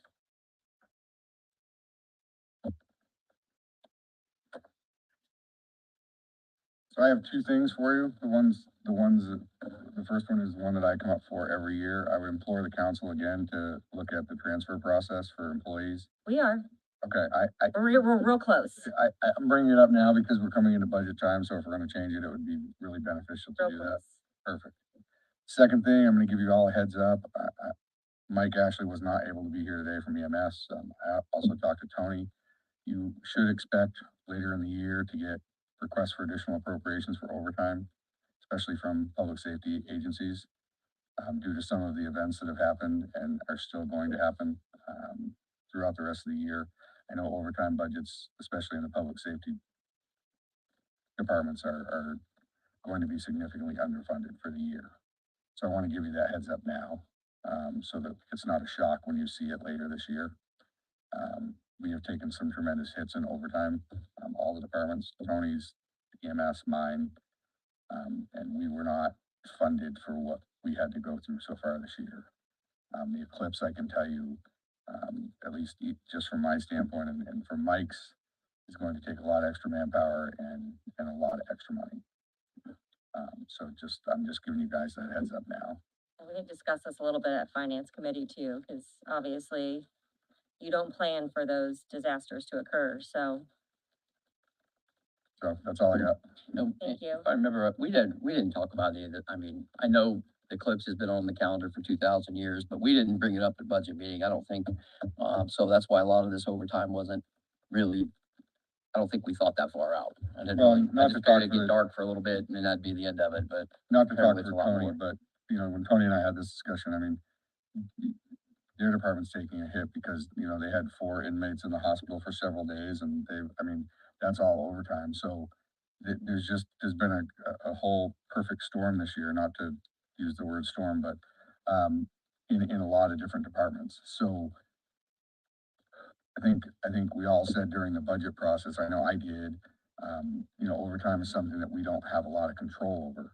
And so while we raised the amount that we appropriated or put in the budget for overtime, I even said at that point that wouldn't be enough because of $80,000 when I'm averaging 100 to 120,000 a year. You know, and the other thing that we don't have the availability to do this year because of the budget crunch last year is we were always able to find money within our budget, right? Because we could move some stuff around and we don't have that ability this year because we don't have that real flexibility because of everything that was pared down. So it is a perfect storm, unfortunately. So just giving everybody a heads up now. Appreciate it. Thank you. Any other elected officials or department heads? We did receive an email from the coroner, just kind of giving us an update, because he could not attend today, on how things are going. They've budgeted for roughly 11 autopsies each month, and so far they're currently at 33, so kind of keep your eye on those numbers. Gavin does a good job of sending out, reports to us to give us some data and metrics, and, we can watch trends on what's going on with his department. So if you haven't taken a chance to look at that, you might want to pull that up. If we, uh-huh, I just wanted to bring up what we heard about yesterday relative to this broadband equity access and deployment program. So there's a Indiana State Department of Broadband office that has been created. They're in the midst of collecting, well, they've already collected, but now they're in the challenge phase of information around underserved or unserved areas relative to broadband in Indiana. Anybody who's listening may recall there was $868 million allocated to the state of Indiana by the federal government to specifically to be spent on getting broadband access to really everybody is, I think, the goal for this. But what we heard yesterday, which resonated with me, and I think if the county hasn't already posted this, I think we should, which is, there is a map, there's a website called connectingindiana.com. There is a map where, you can see whether or not your address literally falls on the map that the FTC has put out. And what the process is currently is that we government officials, along with nonprofits and somebody else, can general public challenge. cannot. The general public cannot challenge that, but if you do look, it allows you to test your internet. If it shows it as an underserved area that you live in, or your house literally does not receive what you think you're getting from an internet standpoint, you can test that and you can email one of us or to the county council in general, and we can submit a challenge that you are not receiving the internet that you are listed as. The reason that's important is, there's pockets, I can name at least a dozen of them, that on a stretch of road where everybody gets Xfinity access or some other high-speed internet access is available, but there are homes within that area that do not. And as a result, that home may not be listed. They may be listed as they have access, and Comcast may have told them they have access, may have told the state that they have access when in fact they don't. And so, for those that work from home, have school-age children, whatever, it is important to get that if it's going to be feasible to get. This challenge process ends March 4th, or April. June 3rd, sorry, June 3rd. It started March 4th, it ends June 3rd.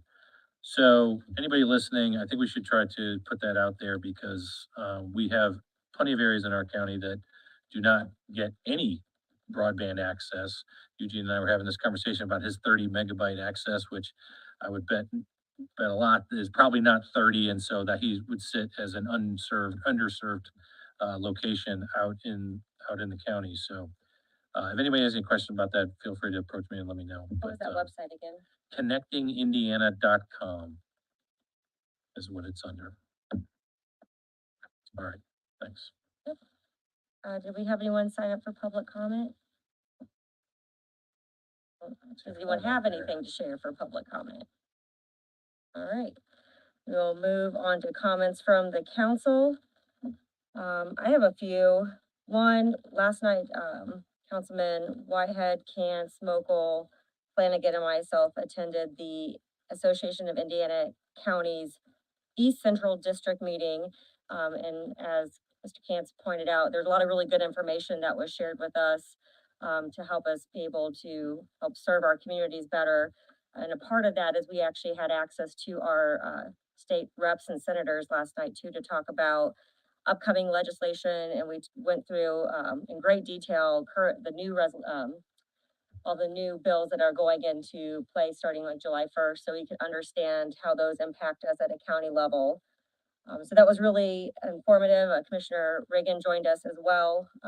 Actually, we had the auditor's office and the treasurer's office there too. So really well represented, and I'm just really proud of our council for doing these events. We don't have the budget. If you guys recall, we don't have a budget for these types of events. So we're all paying out of pocket and using our own time to attend. And I'm so proud because we continue to be one of the best represented counties at these types of events.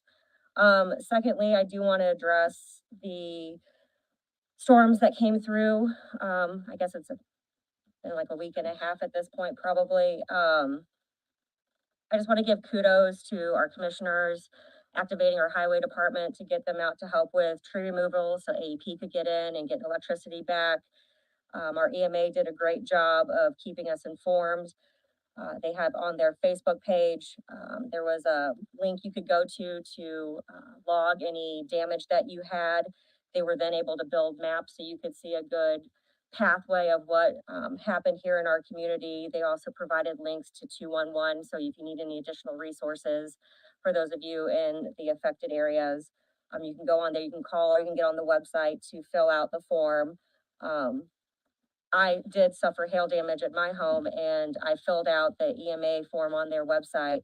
And our building commissioner, Tom Fouch, has actually personally called all of us who have filled out that form to give us a heads up on what to be aware of and scammers and different things. And that was very much appreciated, that extra step. I don't know if that was in their plan to do that all along, but I very much appreciated it as someone who was impacted by the storm.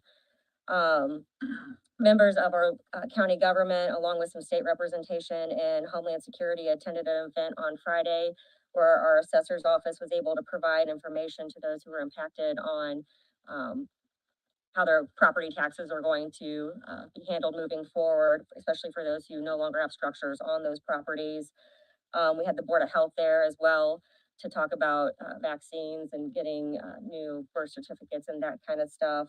We had a representative from Victoria Spartz, Congresswoman Spartz' office, on how to get passports and different documents from them as well.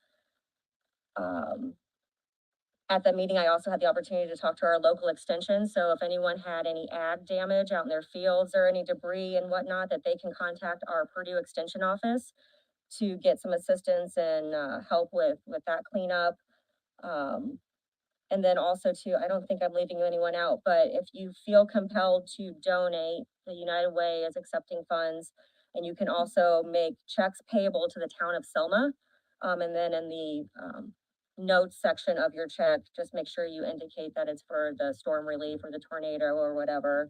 But I'm just really thankful for the employees we have in place and the teamwork that we had. And like, I know Sheriff's Department was out there working to all come together and assist Selma and all these needs. I was blown away by what I saw a couple weeks ago, and then even just coming back through town on Friday seeing all the cleanup and the amount of cleanup that has happened. I'm just so darn proud of our community. We need to continue to lift those folks up in prayer and help them in any way that we can.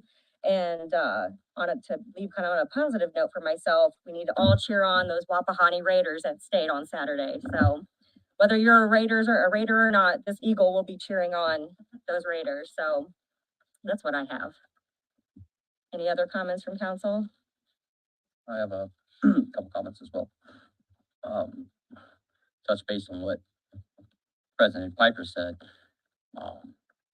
You know, that tornado, that was, you'd think living in the Midwest would be accustomed to that, but it's still, very, very rarely do they actually touch down nearby, and they did quite a bit of damage. And all of our county, emergency workers and the dispatchers and, you know, our highway department workers, they all did a wonderful job, but there's some other folks who did a wonderful job out there. I don't know, they may have been recognized, I'm not quite sure if they did, but our small town, volunteer fire departments, I know they were out there. I was out in Selma the next day, in the morning out there about 7 a.m. and there were some guys out there from the fire department, been out there all night long. And I've been in touch with a couple of them since then. And, you know, they're really the front line of defense for a lot of these small towns, is those volunteer fire departments. So big kudos to those guys, for continuing to look over, keep those rural areas, protected. That's all volunteer basis. I don't know, there might be some people that are paid out there, but I think they're pretty much all volunteers. So that's all I got to say about that. I got two other things here. One of the things that I wanted to talk about, we went through today with the, what I call pay raises in the middle of a budget season or of a fiscal season. And one of the things that's gonna happen come September is a lot of these county employees, this is difficult for me because I think all our county employees are way underpaid. I want everybody to have a raise, but I think we have to have a process and a structure to it. So even though I'm voting no, I'm not voting no against the salary increase. I think everyone deserves it and probably a lot more. Matter of fact, when we get the salary study back, I think we're all gonna be in for a rude awakening, but, you know, the process needs to be followed. So with that being said, there's gonna be a lot of people that come in when these department heads turn in this budget in September, want a salary increase. And there's something I'm gonna bring up. I'm gonna bring it up right now. And hopefully, we can maybe correct a little bit of this before we get to that point, because this is what I'm gonna say when everyone asks for those large salary increases. I sit up here at the seat and I sit at home and I watch a lot of meetings that get live streamed. And I can't help but notice that we often have county employees that sit in these meetings on the clock getting paid that have nothing to do with the meeting. They're not on the agenda. They're not coming up to the podium. They're not speaking. They're not asking questions. They're just sitting here sitting on the clock getting paid for 2 hours. Taxpayer money. That's not okay. And I think we have to do a better job with our department heads and our county employees with a little bit of pure accountability and say, hey guys, I guarantee there's people in this room right now or in this building that are sitting at their desk listening to this meeting, live streaming it. Because it's live stream. And even that's really not, you're not focused, but that's a lot better than being completely away from your job where other people have to pick up your work, shoulder the burden of the work that you're particularly missing, especially if you're already short-staffed. So people can sit in a meeting that has nothing to do with them. I watched it in the 2 election board meetings. It's even happened in this meeting. It's happened in budget meetings. We got to do better at that. This is county taxpaying money that we're earning for the service of the taxpayer and the community. And we have to be aware of that when we're sitting there collecting our paychecks in a room that has nothing to do with us at that time. Now, if you have to be there, obviously you have to be there. But if not, just have a little bit of self-awareness and a little bit of self-accountability and ask yourself if you really should be in that meeting collecting a paycheck at that moment. Because I'm going to bring it up when it comes time for raises. Hopefully, it's not something I have to bring up because it's not an issue anymore. The other thing, I was asked a couple of people had asked us questions. You know, people were upset they didn't get raises last year and asked about the remodel. I'm happy to report I got a response for some remodels going on in the building that is out of a unappropriated taxpayer fund or tax sale fund. That's not coming from a county general.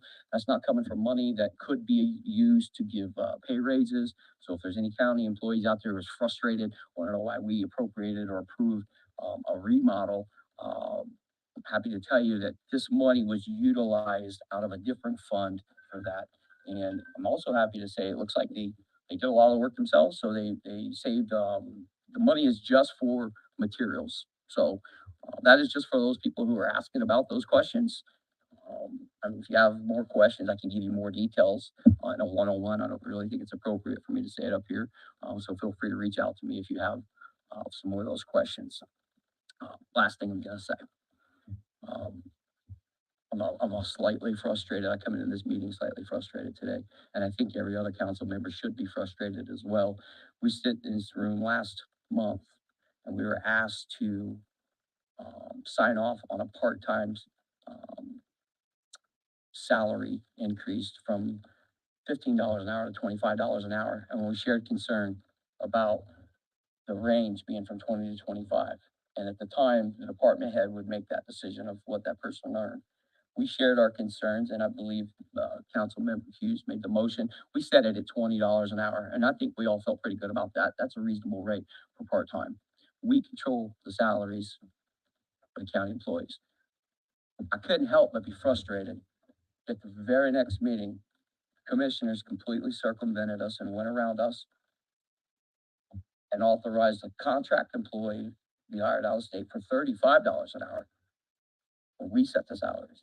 And I felt like that was a middle finger to us, slap in the face. And I'm often told, Ryan, stay in your lane. And I feel like that was an opportunity where somebody should have stayed in their lane. And I felt like it was important for me to address that. And, you know, it's unfortunate, but that's all I'm gonna say about that. I hope all of you get an opportunity to experience that solar eclipse. I'm really looking forward to it. I'll be the first to say, I didn't even give it a second thought until I watched the commissioners meeting and I seen how much detail they were putting, how much preparedness they were doing in preparation for this event. I gotta give them credit. They really looked into what other communities have went through with this eclipse. And before learning that through their meeting, I had no idea that like the traffic was gonna be a nightmare.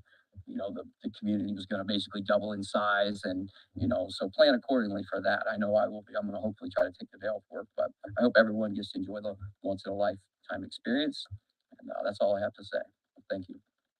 Do we have any additional comments from council? Hearing none, I'll entertain a motion to adjourn. So moved. Second.